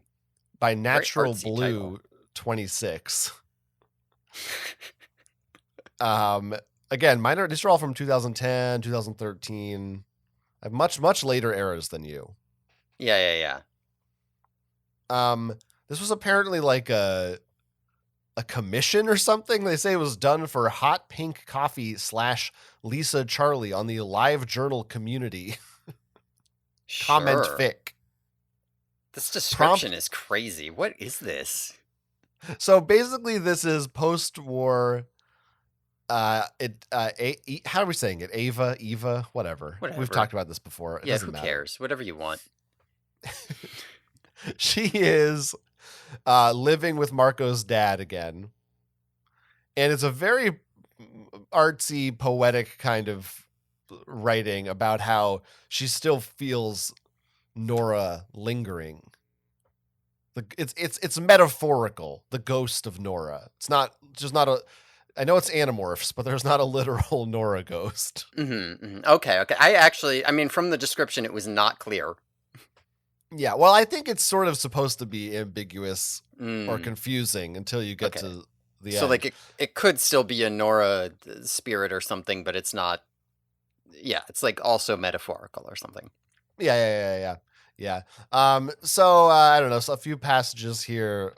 Let's see. Where there had once been a family of 3, there is now an invisible woman sitting across Ava's breakfast table in the hazy dawn, silent but obvious in a million tiny ways, even at this early hour.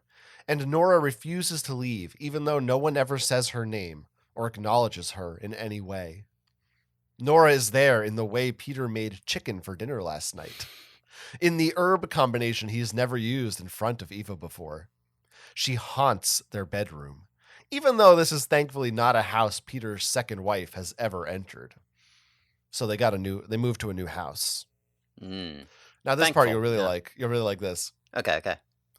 Eva flinches internally every time Peter attempts to please her body in ways that were not part of their marital routine before. Had Nora educated him to position them like this or that because she likes it? Which wife is Peter making love to at night? Damn. That's some crazy shit. And it ends with Peter says, "Morning, bella dama." I don't know. This person also has a note. "I know no Spanish, so if Peter's pet name for Eva is wrong, feel free to educate me." But that's what he calls her, bella dama. Sounds Italian. Yeah, right? That sounds wrong to me. I wouldn't know, but I'm going to say it's wrong just because I feel like it. Anyway, he kisses her cheek, clean shaven and smelling of another wife's preference in aftershave, and sets a steaming mug of coffee in front of her before sitting down with his own in the seat Nora's shade had been perched. Peter proceeds to hum music Eva doesn't know as he reads his paper. But it's kind of good. I mean, it goes a little over the top in terms of its drama. Yeah, I mean, like, it does kind of feel like maybe this person or whoever they commissioned it for might have been working through some shit. Because, like, I get it, but there is a limit to, like, just how many details about a person can you get, like, whatever, jealous over. At a certain point, you start being like, is that the aftershave I remembered? Maybe she told him to wear that new one. And it's just like, how many of these, that music, he's humming a song I don't know. Maybe Nora taught it to him. It's like, lady, I think maybe you need to see a therapist about something here.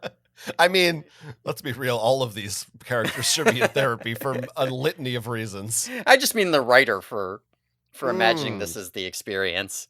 Perhaps. But you know that I appreciate this view of Eva, that this is an avenue that I wish had been explored. That there, I mean, not clearly it wouldn't have been like this in an Animorphs book, but you know, it's I appreciate the attempt. I appreciate that this sort of shade that we didn't get to see to that. I don't know if people liked this one. Oh yeah, someone said, "Oh, hot pink coffee." The original person who asked for it said, "I think Belladama is Italian, not Spanish." But given that Peter's a nerd who's big into classical, that works really well too. Wow. So it still worked. And they said the final line is full of win. I was actually thinking that final line wasn't that good. Well, you're wrong. It's full of win. Like, it feels like it does. I mean, imagine if it just said Peter proceeds to hum music Ava doesn't know, or like Peter hums music Ava doesn't know. Like, as he reads his paper, it's like overwritten, and it doesn't feel like a No, I final don't sentence. agree. It feels like a transition No. into a later part and not a closer to me. I like as he reads his paper. It shows you that he's going about his daily routine without giving a second thought to poor Eva. I guess, but it doesn't flow as an ending sentence to me. No, I disagree. You just that can stay. I feel like the construction should change. It's full of win, motherfucker. All right. It's full of win. Yours would be less. Yours would be like 3/4 full of win. Only some win, a little bit of win.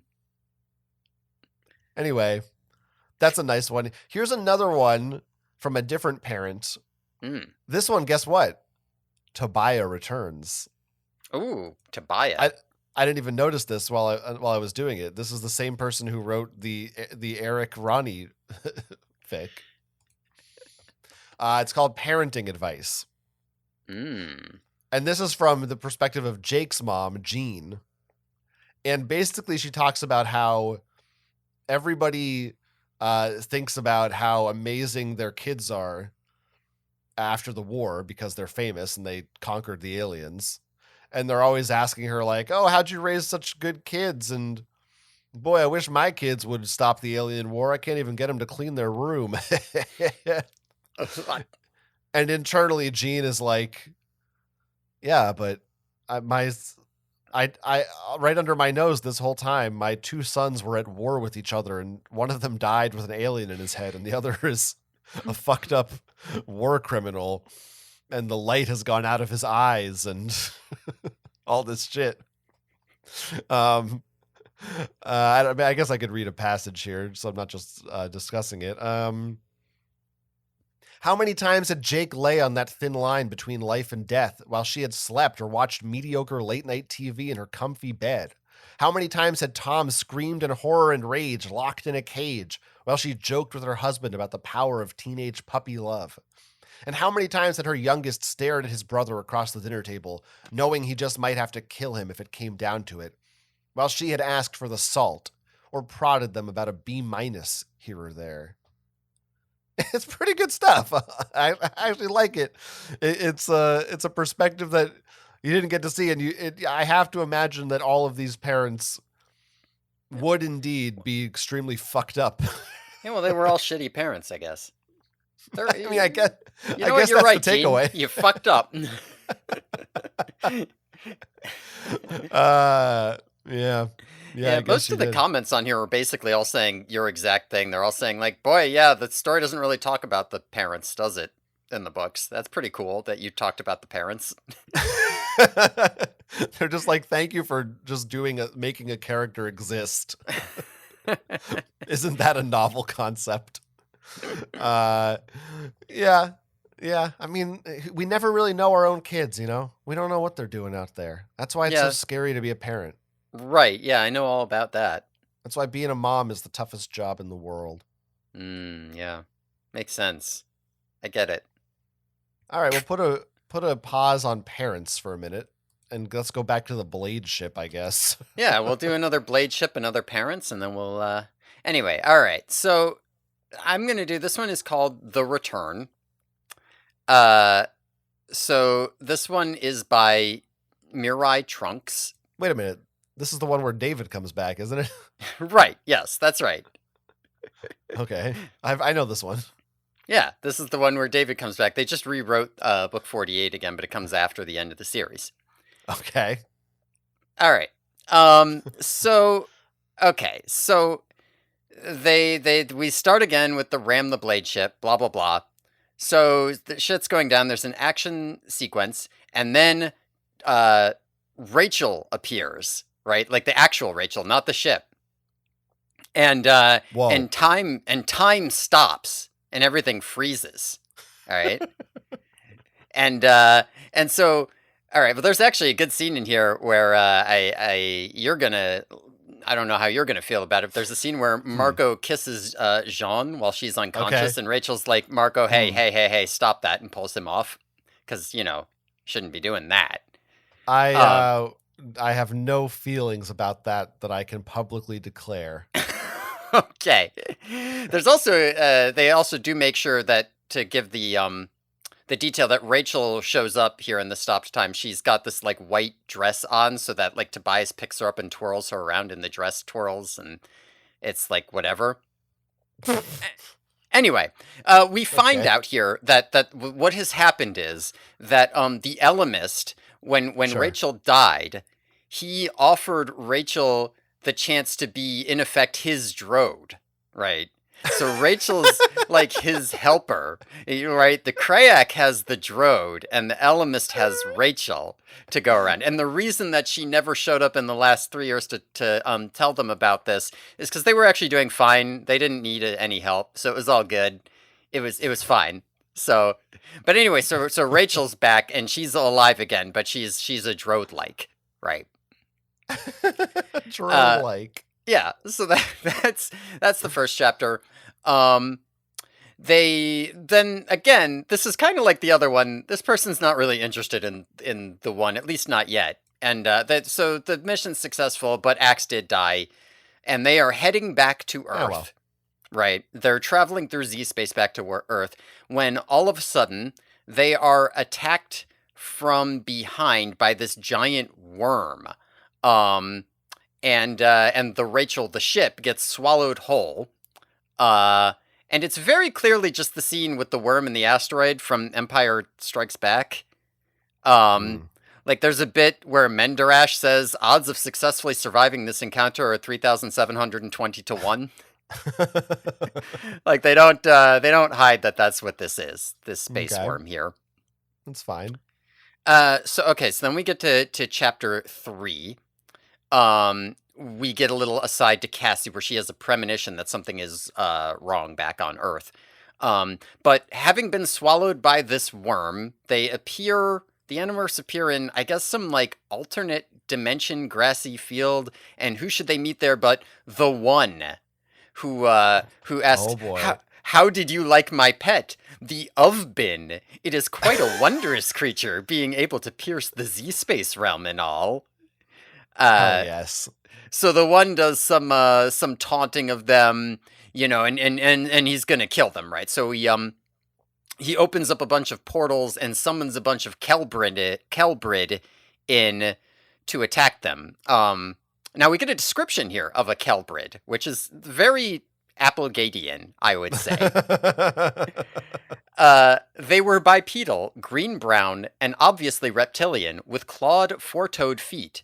Their thorax was pitched forward where a human stomach would have been. A large, 4-foot-long head protruded outward, with a large mouth containing hundreds of rows of large, knife-like teeth.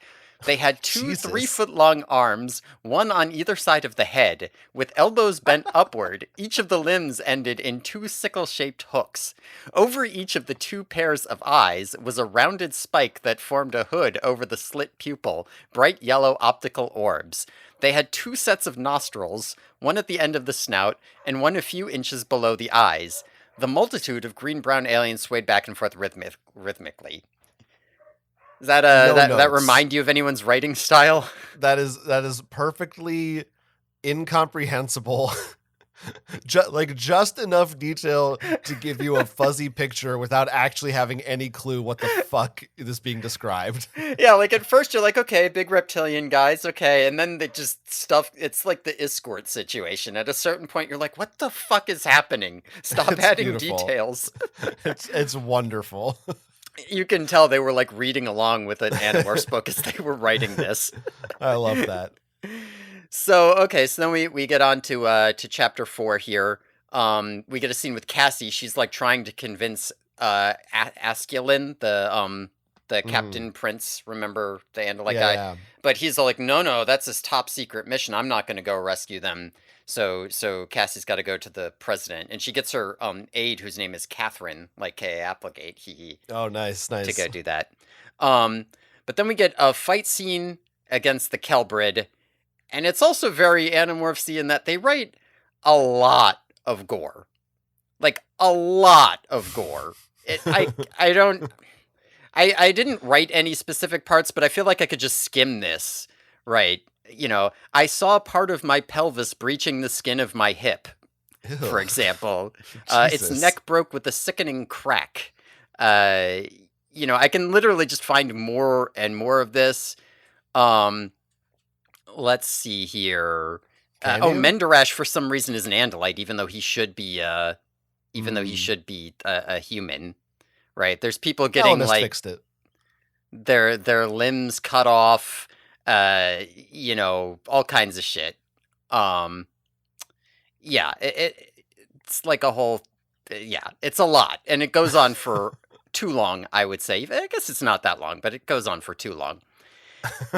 Anyway, they're all losing. They're gonna lose badly. They're getting totally screwed by these Kelbrid. And that's when the Elemist shows up. Okay? Because so it turns out that that the Animorphs books, in the Animorphs books, when they beat the Yeerks, Krayak lost the game to the Elemist. So the Elemist won that game. And the one is another challenger. He showed up. He was like, now that you beat Krayak, you should play me in a game. But the Elemist is pissed, right? Because the one's not supposed to insert himself into the game. He's not supposed to intrude. So he comes in, he says, you wretched excuse for a gamer. He's super mad at the one. So he chews out the one and tells him that he's breaking the rules and he cheated, and they're going to resume the game, but this time he better not step in. So the Elemist sends all of the Animorphs back to Earth and is all like, okay, you guys are going to lead a defense force against the Kelbrid invasion. We're going to play out our game, and he won't interfere this time. And Drode Rachel will show up to help you. And that's where it ends. It's too bad. I did want to see some Drode Rachel doing her shenanigans. But, where's the real Drode? Here. I know. Well, the Drode... That's true. Krayak lost. The Drode probably... What's he doing now that Krayak lost, I wonder? I mean, that's something I wonder myself, I have to say. Where could that Drode be? I don't understand what the Elemist is saying in this about the rules of the game, and that you don't participate in the game as a gamer. What do you mean? Isn't the game only between him and Krayak? Like, they made it up. What is he talking about? But that's the rules. They don't do it. They don't do what? He broke the rule. The one broke the rules. What's the rule? Well, the gamers do not actively participate in the game. You know this well. That's an insane thing to say. That's what he says. Gamers do not actively participate in the game. You sound like a wretched excuse for a gamer over there, John. I mean, well, it sounds like the only game the Elemist plays is fucking Cookie Clicker. Like, what the fuck's he playing? Anyway. Listen, this is how he's always been. Menno was the intruder. You know? Right? Yeah. Yeah. You know? Menno, and Menno, and Menno. I don't know why I did that. Yeah, I didn't it's just like what it. happened. I kind of liked it. Well, maybe if you made a full song, I would like it. I'm not sure if I could. I'm actually looking at the comments, and this person threw a tantrum because apparently they didn't know that Rachel died and got spoiled. While this fic is very well written, you should be ashamed of yourself. In the very summary, where thousands of Animorphs fans can see it, you post so inconspicuously that Rachel is the one to die in 54. I have read 54 now, but before that you spoiled the entire Animorph series for me and hundreds of other people, I'm sure. Whether you meant to or not doesn't really matter, because what's done is done, but that is one of the worst things someone could do, knowingly or unknowingly. I hope you learn something and get what you deserve, and I just hope you don't do something that's stupid in the future. You should be more sensitive. Just because you've read something doesn't mean we all have, and you should think about all the people you've probably ruined all 54 books for without thinking. You should be ashamed of yourself. I can tell you right now, I'm 100% on this person's side. I am 100%. I agree with every fiber of my being with that post. And I think it's important to point out that was written in May of 2001. So it's not like it's been 20 years. It's a kid's series. This was literally the month it came out. So yeah, they have every leg to stand on to write that. Fuck you. Fuck you, Mirai Trunks. Go fuck yourself. You should have marked spoilers, bitch. I knew you would like that. Yeah. Or bastard, I should say. True, yeah, or bastard. Too bad there's not a gender neutral insult. Yeah, right? It's got to be one. I don't know, any other thoughts on this Drode Rachel? I mean, that's a fun idea. Well, I don't know. Is it a fun idea? No, it's a stupid idea. It's stupid. I think maybe it could have been fun if it feels like they just used it so that they could reunite Tobias and Rachel, honestly. I mean, I would like to see like Drode v. Rachel. That's like now we're on the same class, you know? Yeah. It's like Rachel is now like Gandalf the White or whatever. Right. Yeah. Right. That'd Rachel be cool. the White. That'd be pretty cool. The Drode of many colors. The Technicolor Dream Drode. Oh, shit. Now I don't know what we're doing. We can move on if you want. Yeah. We can go back to the parents. I will say one thing. I did not find many stories, and maybe, I mean, that's the closest one I feel like we've had so far, that were interested in the one or Kelbrids. I tried to find some. There were a couple that I looked at that were just very long. And I just was like, I'm not reading this like 18 chapter epic. Yeah, I mentioned in one of the other ones, our friend Captain Nerefear, who we read some stories by, the person who did the Drode Chronicles, wrote these Neomorphs books, and they seem to involve the Kelbrid and stuff, but I didn't cover them because they wrote books all the way up to Animorphs number 75 and Megamorph 6 and this Aftermorphs. And the thing about these is that they are all at minimum 25,000 words apiece. So it's just like, I can't. I just can't. What the hell? But they do seem to cover mostly the one in Kelbrids and that sort of thing. Yeah. Yeah. I guess the people who are writing these fanfics are mostly people who just hated that ending and are just trying to get away from it as much as possible. Yeah, let's move on to something else. We don't need to talk about that anymore. All right, let's talk about the parents again. All right, let's get back to the parents. The adults, please, are speaking. This story is called Heroes Don't Come Home by Once Throne.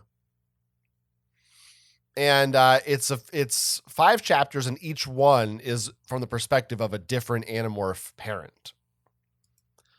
And I actually really liked all of these, and the perspective that we didn't quite get before. They take place.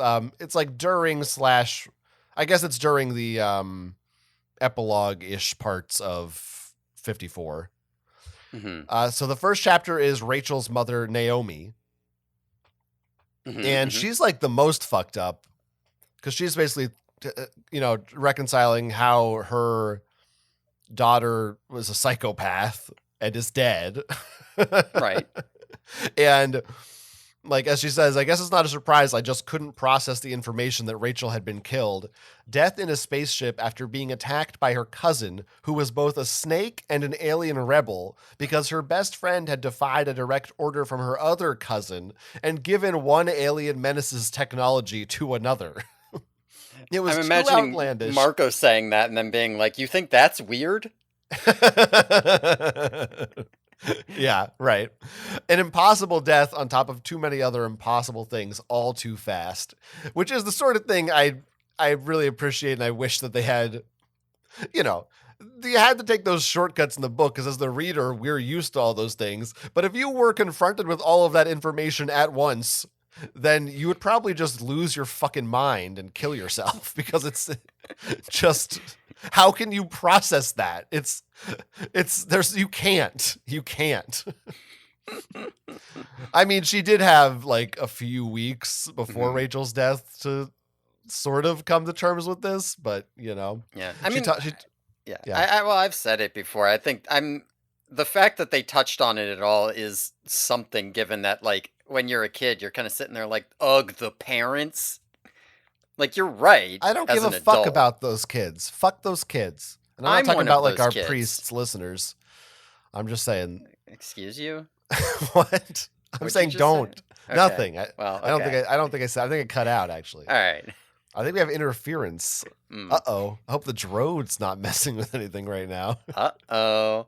Well, you were going to say something real, I think. I was just going to, I guess, continue with the story. Okay. It's more of the kind of stuff from the one before with Jake's mom about how, she's like, how could I not have noticed? How I was being so cavalier, asking him to take out the garbage, and all the while they were, fighting this horrible war, and how guilty, and she was having nightmares and stuff, and I didn't know why. And then at the end, she says, I thought of the woman my daughter had turned into, trying to live in the world, and mostly I cried because I was relieved that Rachel was dead. Wow, that's dark. Pretty dark. That's some dark shit. Yeah. You're right. Also, it says that Sarah and Jordan and she moved to the other side of the country, so they're East Coasters now. Over with Dan, I guess. Or maybe Dan moved back to the West Coast. Oh no, I just moved. It's an O. Henry story, right? Like, I moved out here for you. Oh well, I guess we're back to the old situation. Anyway, chapter 2 is Jake's. Is it Jake's mom again from like the last one, or is it his dad? I think they were all moms. This looks like a mom. It says Steve and I. Oh yeah, that's right. The Steve and I. Anyway, I'm trying. It's hard not to just, restate, like the other story kind of covers some similar ground that I already read. But there is a part in this one that's cool where Axe comes over and talks to Jake, and Jake's mom kind of eavesdrops on him and hears him like calling him Prince Jake. And Jake's like, can't you, now that we're both princes, can't you not call me that anymore? And he's like, you'll always be my prince. And they kiss. Nah, they don't kiss. Yeah, they could. But wouldn't that be, maybe I should write a song. And if you want to ram the blade ship, just go ahead now. That is a good idea, I think. Yeah. They're two princes. That's smart. Yeah. No, yeah.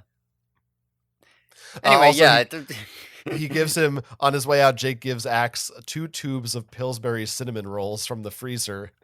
And it says, Aximile seemed beyond words. He touched the cardboard tubes to his chest as though they were a precious, extravagant gift. Oh, that's good. I like that. I mean, that is interesting because that is a good point you were saying. Like, as much as you want to know what the parents are going through, like, at a certain point, you only need one parent's story because they're all going through similar-ish things. But like, there are like some of the details that separate them. You can do these kinds of interactions with Jake and X that are more interesting. The fact that Rachel's mom might actually be happy that she's dead, that's another thing. Like, there are some things that are unique. Yeah. I mean, she also has a dead Tom, so that's right. Like, how do you deal with that? Like, my kid killed my other kid. Yeah, I mean, that's fucked up. That is kind of a weird thing that doesn't come up. Like, Jake does continue to live at home in the series, and at no point does he mention that it's like, oh, it's kind of weird because I killed Tom. Like, he's like, I think he's like, it's weird because Tom's not around, or like, nothing I can do will bring him back. But at no point is he like, my parents try not to blame me for Tom's death, but they can't help that. You know what I mean? Yeah. Kind of weird. I guess Rachel did it, and she's dead, so that cleans that up. This person seems to use the phrase Steve and I a lot, including when it's not correct and it should be Steve and me. Well, like, it looks like they just put that. It almost looks like they have it copy pasted. Nobody likes a grammar Nazi. Maybe they find replaced the word I. Anyway, There's also a little bit I like where she talks about they collect all these articles and newspaper clippings about the Animorphs, and she's like, I never asked Jake about the inexplicable crocodile attack on a news station or the McDonald's downtown whose sudden inexplicable burning had been linked to Drake on fire, or about the tiger that had nearly bled to death in the mall a few years ago. Just nice little, strange flashbacks. There's no mention of 9/11, but, I would have thought that one would have been bigger. Maybe 9/11 didn't happen if in the Yerk world. Well, I mean the book 37 9/11. Oh, Rachel's 9/11. Yeah, Rachel's 9/11. All right, now chapter 3 is a bit different because it's Lauren. Ooh. And we find out what's going on with Lauren, that she never got to know Tobias. I guess, he bounced, right? More or less at the end of the series. That's Doesn't true. reconnect. And she's sad about that. And what she ends up doing, because she realizes she can still morph, she convinces Cassie to take her to the gardens and acquires a bunch of animals. And she has a lot of fun morphing. And also she flies around as a red-tailed hawk. And every time she sees another one, she calls out thank you to them and says they've never answered back. Maybe they never will. But just in case it's ever him, I want him to hear it. That's kind of fucked up that Tobias never reconnected with Lauren. Yeah, he's a piece of shit. Oh, Rachel, the only person who's ever cared for me. I know I rescued my mother so I could have a second person to care for me, and we were in the process of reconnecting. But no, it's all Rachel. Fuck that. I'm out of here. I'm a hawk. She can go fuck herself. I'm saying. Yeah. Yes. He's kind of a piece of shit. He's a dick. I'm sure he sits outside her tree at night and looks and is like, oh, if only I could ever be loved. Some shit like that. I bet he doesn't even think about her at all. There's another, then we go back to, what's her name? Eva. Mm-hmm. And there's a thing where they invite Marco over for dinner, and he bought them a really big house. Yeah, of course. And, they're like, oh, I guess it's good for us that Marco kind of ended up being more or less normal compared to all the other Animorphs. Like, we kind of got lucky. And she makes his favorite dinner, which is enchiladas and what is it? And like cream cheese wontons or something like that. It's his favorite dinner, apparently. And then also Marco, for some reason, tells them about how Cassie and Jake were going to get married, or they talked about it. Mm-hmm. I don't know. So they throw that in there. Yeah, I mean, this is interesting because I almost feel like the problem is totally different for Marco than for anyone else, because like as much trauma as Marco went through, I think Ava went through a lot more. Like you'd think that in the other cases where you have the parents are kind of the odd one out, oh, imagine the trauma, you would like the dynamic here would be more like Ava and Marco are closer than ever because they're the only ones who can really understand like what they went through. And Peter kind of feels like, geez, my family can bond over this in a way that I can't ever really understand or cope with. Like you'd think it would be something more like that, but then you wouldn't have written them all from the mom's perspective, I guess. Yeah. Anyway, you're right. There's also they throw in some nice world building notes here too, like the fact that there's now people who specialize in post-controller counseling. That's fun. And, there's programs to help people who are forced into the war. She does talk about how like she talks to Jean and Steve, but they'd only been infested for less than a month. They never killed anybody, and they don't actually know what it was like to be me. Yeah, I see. I mean, they did go on an armed mission to kill their own child. But I don't know. All right, sure, whatever. They didn't succeed. It's fine. Finally, the last one, of course, is Chapman. No, it's Oh, I was really excited. I wish. It's Cassie. I didn't look for any Chapman stories. Now I wish I did. It's Cassie's mom, and she has this weird thing about a like family tradition. I don't know. It's confusing, but basically she's like, oh, is Cassie still the same Cassie? And she's like, I actually have survivor's guilt from all of this. Mm-hmm. I don't know. The Cassie chapter was kind of boring. I like the other ones better. Yeah, I mean, you like I said, you've covered a lot of that stuff already. Like you said that about the other parents too. So like, what's special here? Well, what I don't really like about Cassie's is that Ronnie is with her. Oh, I like that. That's kind of nice. No, look at that. We don't. They came into the kitchen laughing to refresh their drinks. That's nice. That's terrible. Sweet. No, that's cozy. Terrible. Oh, I like it. That's nice. I like it. Anyway, I thought this actually was really well written, and I thought it was pretty good, honestly. Like, it was genuinely kind of good. Yeah, I mean, skimming it looks pretty decent, and it's like actually dealing with like the themes and ideas in the book in a way that, weren't. Yeah, I would agree. This looks good from what I'm seeing. Yeah, so I was a fan, and looks like people liked it. BLOC Wheelum said probably the best Animorphs fanfic out there. Whoa. That's high praise, I guess. Yeah. These chapter names are also very, like, I don't know, artsy? Yeah. Right?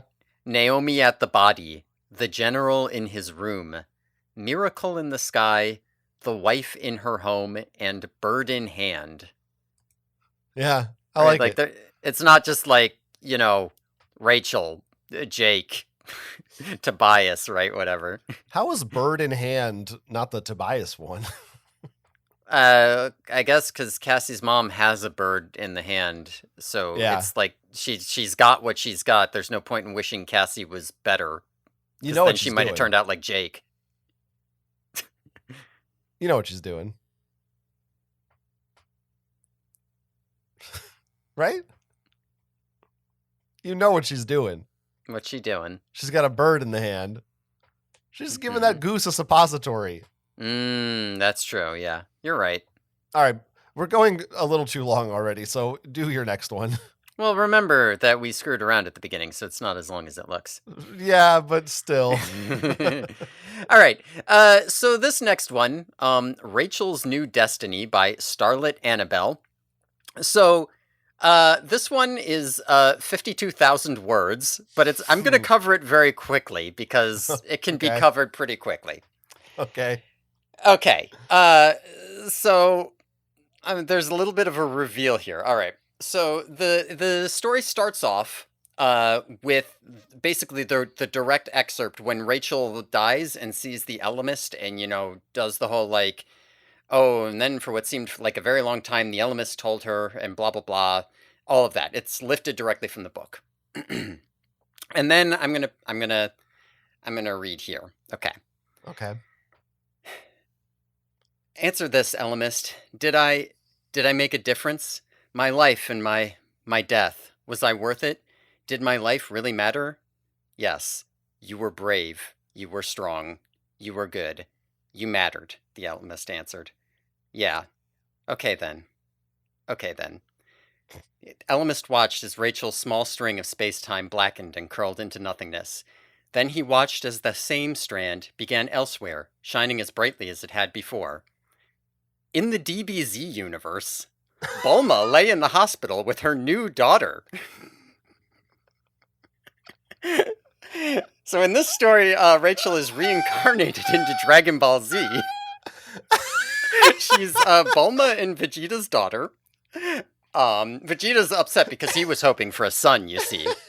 Now, hold on. We already did the crossover episode. You're cheating by sneaking this in here. No. But see, this is a continuation. This is what happened after Animorphs was done, you see. All right. See, Rachel is Bulma and Vegeta's daughter, and she's Saiyan, and she's got a tail. I do like this person refers to, rather than calling Trunks, they call, like, the kid Trunks Chibi Trunks, and the old Trunks Mirai Trunks. Which was the name of one of our authors. Which was, yeah. To quote, well, I'll get to it because it's good, but the point is, yes, okay, so basically they just start doing, After like the like beginning of the Majin Buu arc, right? After Gohan goes to high school, right? We've got like little Trunks. Remember the scene where like Trunks goes Super Saiyan in the gravity room and like Vegeta's like, "When did the legendary Super Saiyan blah blah blah?"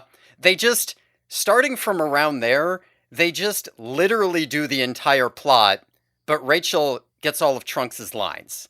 But Trunks is also there. He's also there. Vegeta's got two kids, but see, he's got Rachel the Super Saiyan and all of that.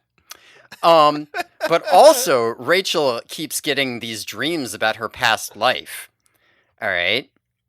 So we get a cut to the dimension where the Animorphs are, where only a month has passed, because time passes differently in the different dimensions. So even though Rachel has aged up to be the age the Animorphs were, only a month has passed there.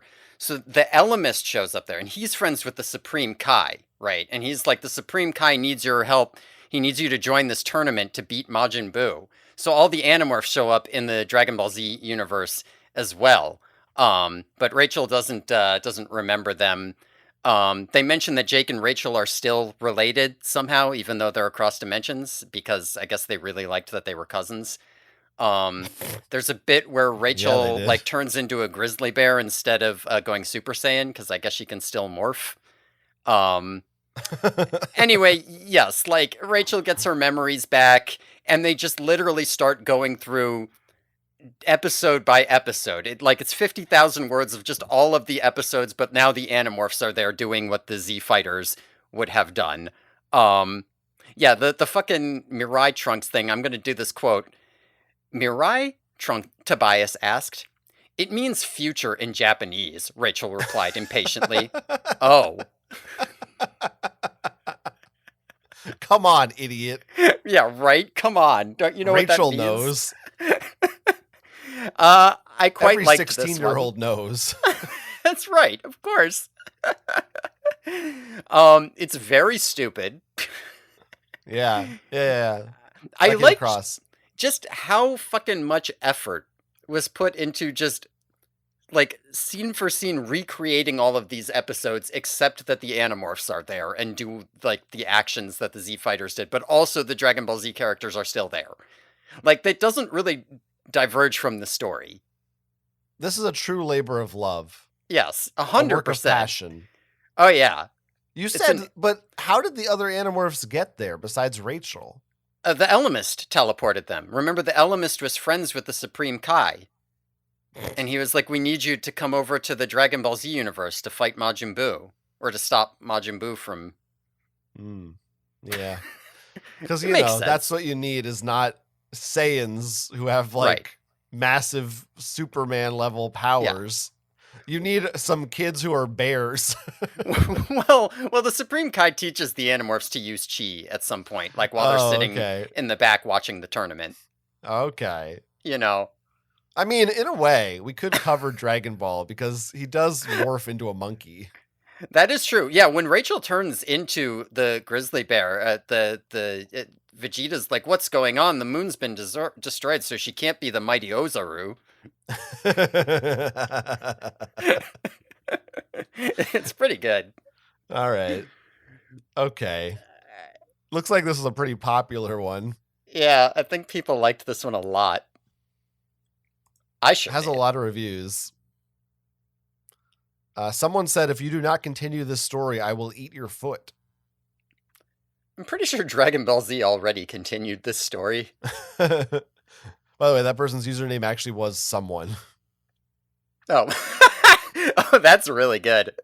Yeah. That's funny. I like that. All right. That's all I had to say about that. Okay. Aren't you happy we covered that one? Yeah. No, that's pretty good. I like it. I like it. All right, I have one left. Okay. And then you have one more. Yeah, mine's short. It's just a little closer.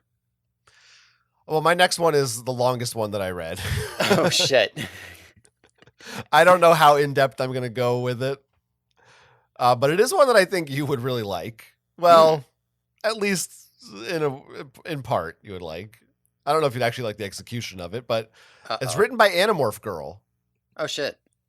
Which one did she write? We already talked about it. I don't remember, but she wrote one of them. She definitely wrote one of them. Whatever. The Outcome. She wrote The Outcome. Okay. Oh, that's the one with all the clanging. Right. Right. Thank you for reminding me because I didn't remember which one it was. This is called The Nothlit Cure, Aftran and Cassie. I mean, that does sound like something I would like. Yeah, so this story is from the perspective of Aftran. And she's out there, it's post-war, and she's living her whale life. And that's it. And she's like just doing her thing. She has no idea what's going on with the Yeerks. She's totally cut off. She's just being a whale. And but she's kind of starting to get lonely and kind of bored. And one day she hears a ThoughtSpeak message that says, "Attention all Nothlets. A cure has been found and it has been proven effective. Regardless of what your natural form was, you may receive your former body back at no cost. Humans, contact Lab Hydra at 555-532-5830. All animal Nothlets visit this location and use ThoughtSpeech to confirm your identity." That's fine. More. We don't care that you were Yeerks or Taxons or whatever. You can just morph again. It's cool. We don't do that for any reason. Just you wait. There's consequences. Oh, okay. Well, so Aftran meets up with Cassie. She finds her somehow. I think I don't know. Cassie finds her or something. And they're like, "Hey, it's us. Here we are again. Haha, look at us two crazy kids after all these years." And Cassie fills her in on how the war's over and all the other Animorphs are gone. Once again, we don't hear about them. We don't know what happened to them. It's not part of this story. We're only focused on Earth and Cassie. And Aftran, of course. And Cassie tells her about how, so we figured out, basically, Yeerks, a lot of Yeerks became humans, but they were not treated well by other humans. And it turned out that it just wasn't really a good fit. So the scientists started working on a cure for being a Nothlit, and they figured it out. We don't know how they figured it out or anything like that. They did it. They found a cure, and it works. But here's the rub for Yeerks. In order for a Yeerk to be unnothlitted and get to be whatever else, something else, they must submit themselves to voluntarily be a host for another Yeerk. They have to morph into a human, let someone else who is either a Yeerk or a human morphed as a Yeerk, presumably, infest them for just under 2 hours so that they can know what it was like. It's kind of like, it's almost like I don't know, not really like reparations exactly, but kind of like that sort of idea. And Cassie's like, Aftran, like, I could vouch for you. You don't have to do this. But Aftran's like, no, I want to do it. And so she goes through with it. She morphs a human, and Cassie is the Yeerk, morphs into a Yeerk to infest her.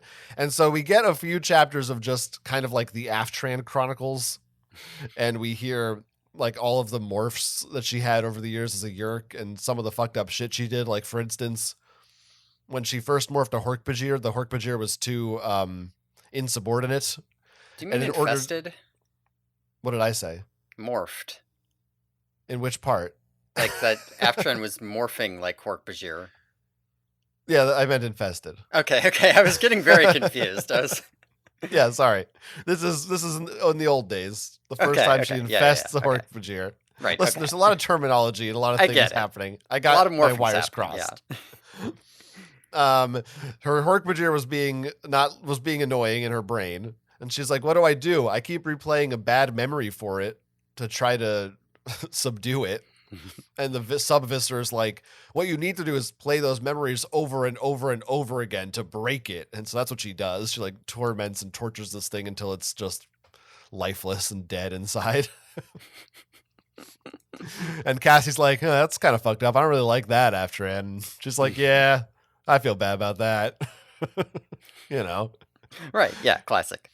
And she talks about infesting Karen, the little kid, and there's some fucked up shit about how she like talks to Karen. It's like, from now on, I control you. You'll get your body back for a few hours every 3 days, but that's it. It's all me from now on, Karen. That's how it is. And it is kind of fucked up. And there's a lot of description and detail of it that you don't need to hear. We also find out, by the way, that Cassie is married to Ronnie Chambers. Right, of course, yeah. That is what happens. They have 3 children. Nathaniel their kids' names. Superfly. That's a good guess. Their kids' names are Tom, Rachel. This is very Albus Severus Potter. Yeah. Uh-huh.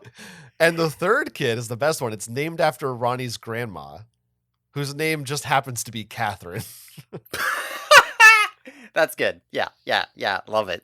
So there's that. Anyway, Aftran goes through all this, but here's the thing about this. We also learned that there's a lot of voluntary hosts now. Mm-hmm. A lot of humans want to be hosts, and it's a little bit more symbiotic. The Yeerks will actually kind of like are more co-controllers with them. I don't really know why people want to be hosts. I don't personally get it.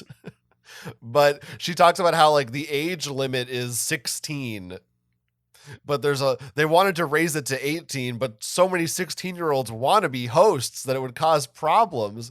And sometimes if you have to be as young as 10, you can have a Yeerk in you. And also, like, she says that they used it for therapy somehow, like the Yeerks can help them. And like in some cases, someone was paralyzed and the Yeerk was able to help them move their body or something. I don't know. Yeah, sure.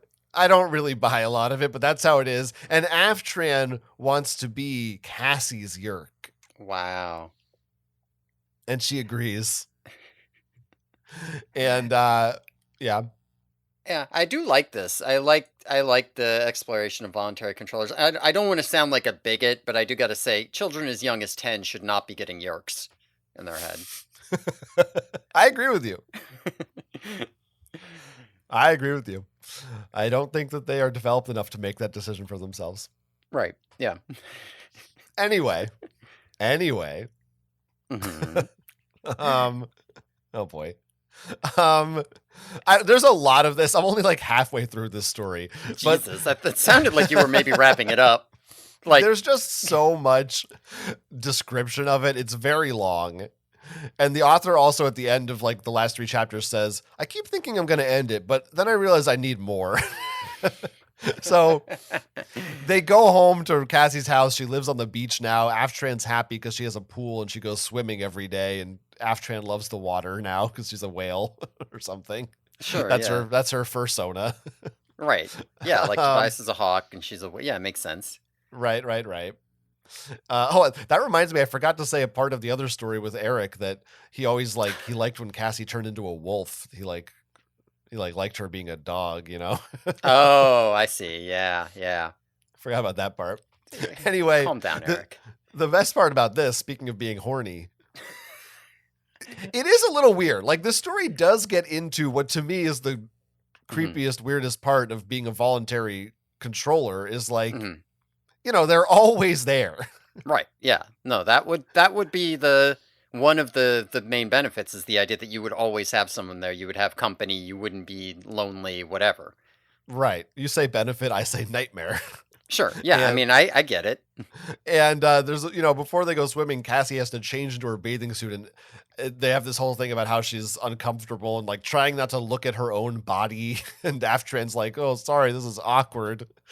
But I don't, again, maybe I'm reading into things, but I'm sort of wondering, are they trying to do like an Aftran Cassie thing?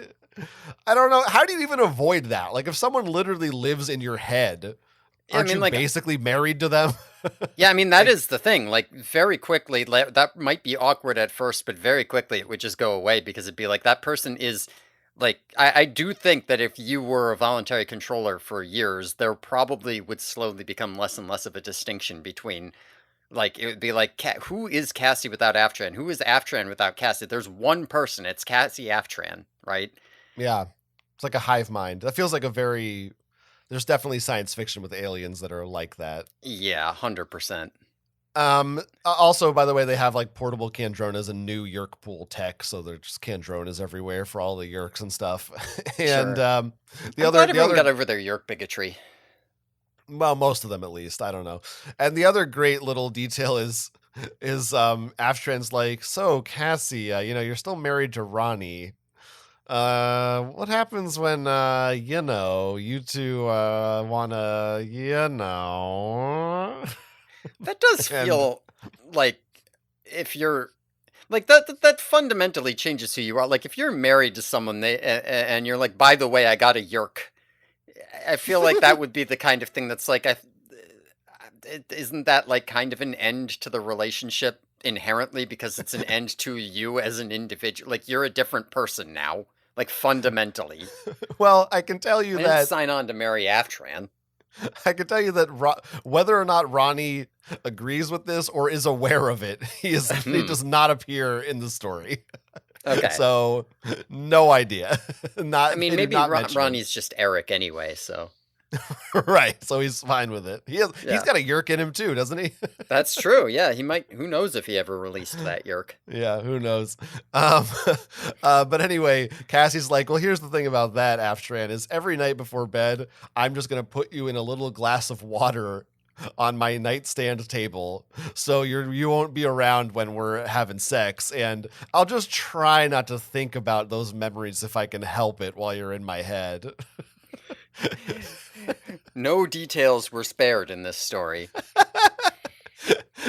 But I also love it. She says it in a way that sounds like, but sometimes I just get pretty horny. You might have to think about it. That kind of sounds like maybe she's trying to lead Aftran on a little bit here. Well, and also it's like, I don't know. I don't know what's the normal, no judgment for anyone's practices, but it's like the only times you have sex with your husband are at night in your bed, like a 50s marital couple or whatever.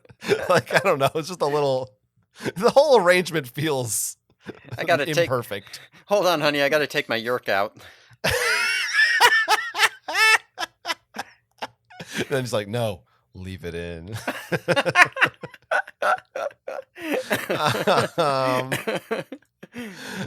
Yeah, like I said, there's a lot of detail. That's basically the gist of it, though. And yeah, I don't know. It's an interesting story. The whole voluntary controller thing still gives me the ick. But that's me. I like the idea. That is something that I always did want to see more explored, and I said it. So I'm happy that you found a story for me here. Yeah, I really did. I mean, I like the idea of her being like, oh, I don't know. I don't know. I like the idea of her doing it like when she has to do it, kind of. I just don't know. I just can't imagine it for me. It's just hard for me to relate to that. I don't want that. I mean, that's fine. You don't have to, this isn't, it's your body. It's your choice. If you want a Yerk, just live and let live. It has nothing, you know what I mean? Yeah, I guess I just feel like everyone should be the same as me. I mean, maybe it's okay for them to do it. Just, keep it. You can have a Yerk in the privacy of your own home, but like, keep that away from me where I don't have to look at it, and don't certainly keep that away from the kids. Right. That kind of thing. Yeah. I don't need some kind of like a controller story time at the library. Not the sort of thing I like. Right. No, I get it. I know the kind of person you are. Mm-hmm. Okay. Well, I think you should finish us off. All right. Let's finish this off with a little poem called... Much like Cassie might be finishing Ronnie off tonight. Oh my God. You just couldn't... Uh-oh, getting a little drody. Oh boy. Well, here's I mean, we have been going for a while. The drode does start to show up sometimes, but this is a little poem about the ending of Animorphs called The End. A poem, all right. Waiting. Counting. Watching the numbers quickly rise. 10, 20, 30, 40. Wondering, where will I be when the counting ends? No need to wonder anymore. The end is here. At book 54. Hints were dropped since 45. The countdown has begun, and it has all fallen into place. It will all be over very soon. Many move on, trying to forget our series so dear. I cannot move on, for doing so would be severing part of me. I am Animorphs. Wow. That's a lot how I feel having finished the series here with you. Who wrote that one? This was Parvati Brown. Okay. That's wow. Sounds like a real name. Yeah, maybe. I really like that one. Yeah. I like how much of it was dedicated to the fact that there were more books and they were numbered. Yeah, it made me remember all those books I read and the numbers they had. Right, yeah. That's how I felt reading the last couple of Animorphs books. I was like, wow, this one's number 47. 48. Man, when will it end? Oh man, the countdown has begun. Only 3 more books. So I was thinking. Yeah, I mean, this really made me feel like I too am Animorphs. Yeah, I would agree. I think we are all Animorphs. You know how I actually really know that I am Animorphs? How? Is that I write hate mail to whoever writes the back cover summaries, angrily scribbling, "It's not the Animorphs and Axe, it's just the Animorphs." Right, yeah. No, that's right, that's correct. Yeah, I also say, "Hey Homer," to my neighbor's golden retriever, despite the fact that the dog is a she named Sophie. Oh, that's interesting. I always thought that was because you were a Simpsons fan. Nope, it's an Animorphs thing. Damn, that's crazy. "Hey, Homer." I always say it like that. I think that's also an Animorphs thing, right? Yeah, that was my impression of Marco. That's how I always have. Have I never mentioned that's how I hear his voice when I read the books? I don't think you have. No, I don't think that's come up before. "Hey, Jake, you want to play some Doom? Hey, let's watch Letterman tonight." Ah. "Oh, that Pamela Anderson, what I wouldn't do." All right, that's enough of that. It was going to be Mo, but I can only say one thing as Mo, so it just became like I don't know, like an old vaudeville Jewish man, I guess. Yeah, no, I get it. Well, that's all the fan fiction we have. Yeah, I think we're done with fan fiction forever now. Except what? Except there's one more coming, folks. Oh. This Thursday on the Patreon. Exclusive. We'll be exploring our own fan fiction and the fan fiction of our listeners / patrons who have submitted their own fictions. And if you're listening to this now, it's probably just too late and don't. I'm pretty sure sorry, it's too late. Sean. Didn't you say you were writing when it's too late? You should have sent it in. He said he decided not to, which, that's fine. It's up to you. It's too late. I mean, you can't. Fine. It's fine. You made a choice. It's fine. But the only way you'll be able to hear our fan fiction is by signing up for patreon.com/theyerkyboys for $5 a month. Become a controller today. And could they also, how would they send a fanfic if they hadn't been too late?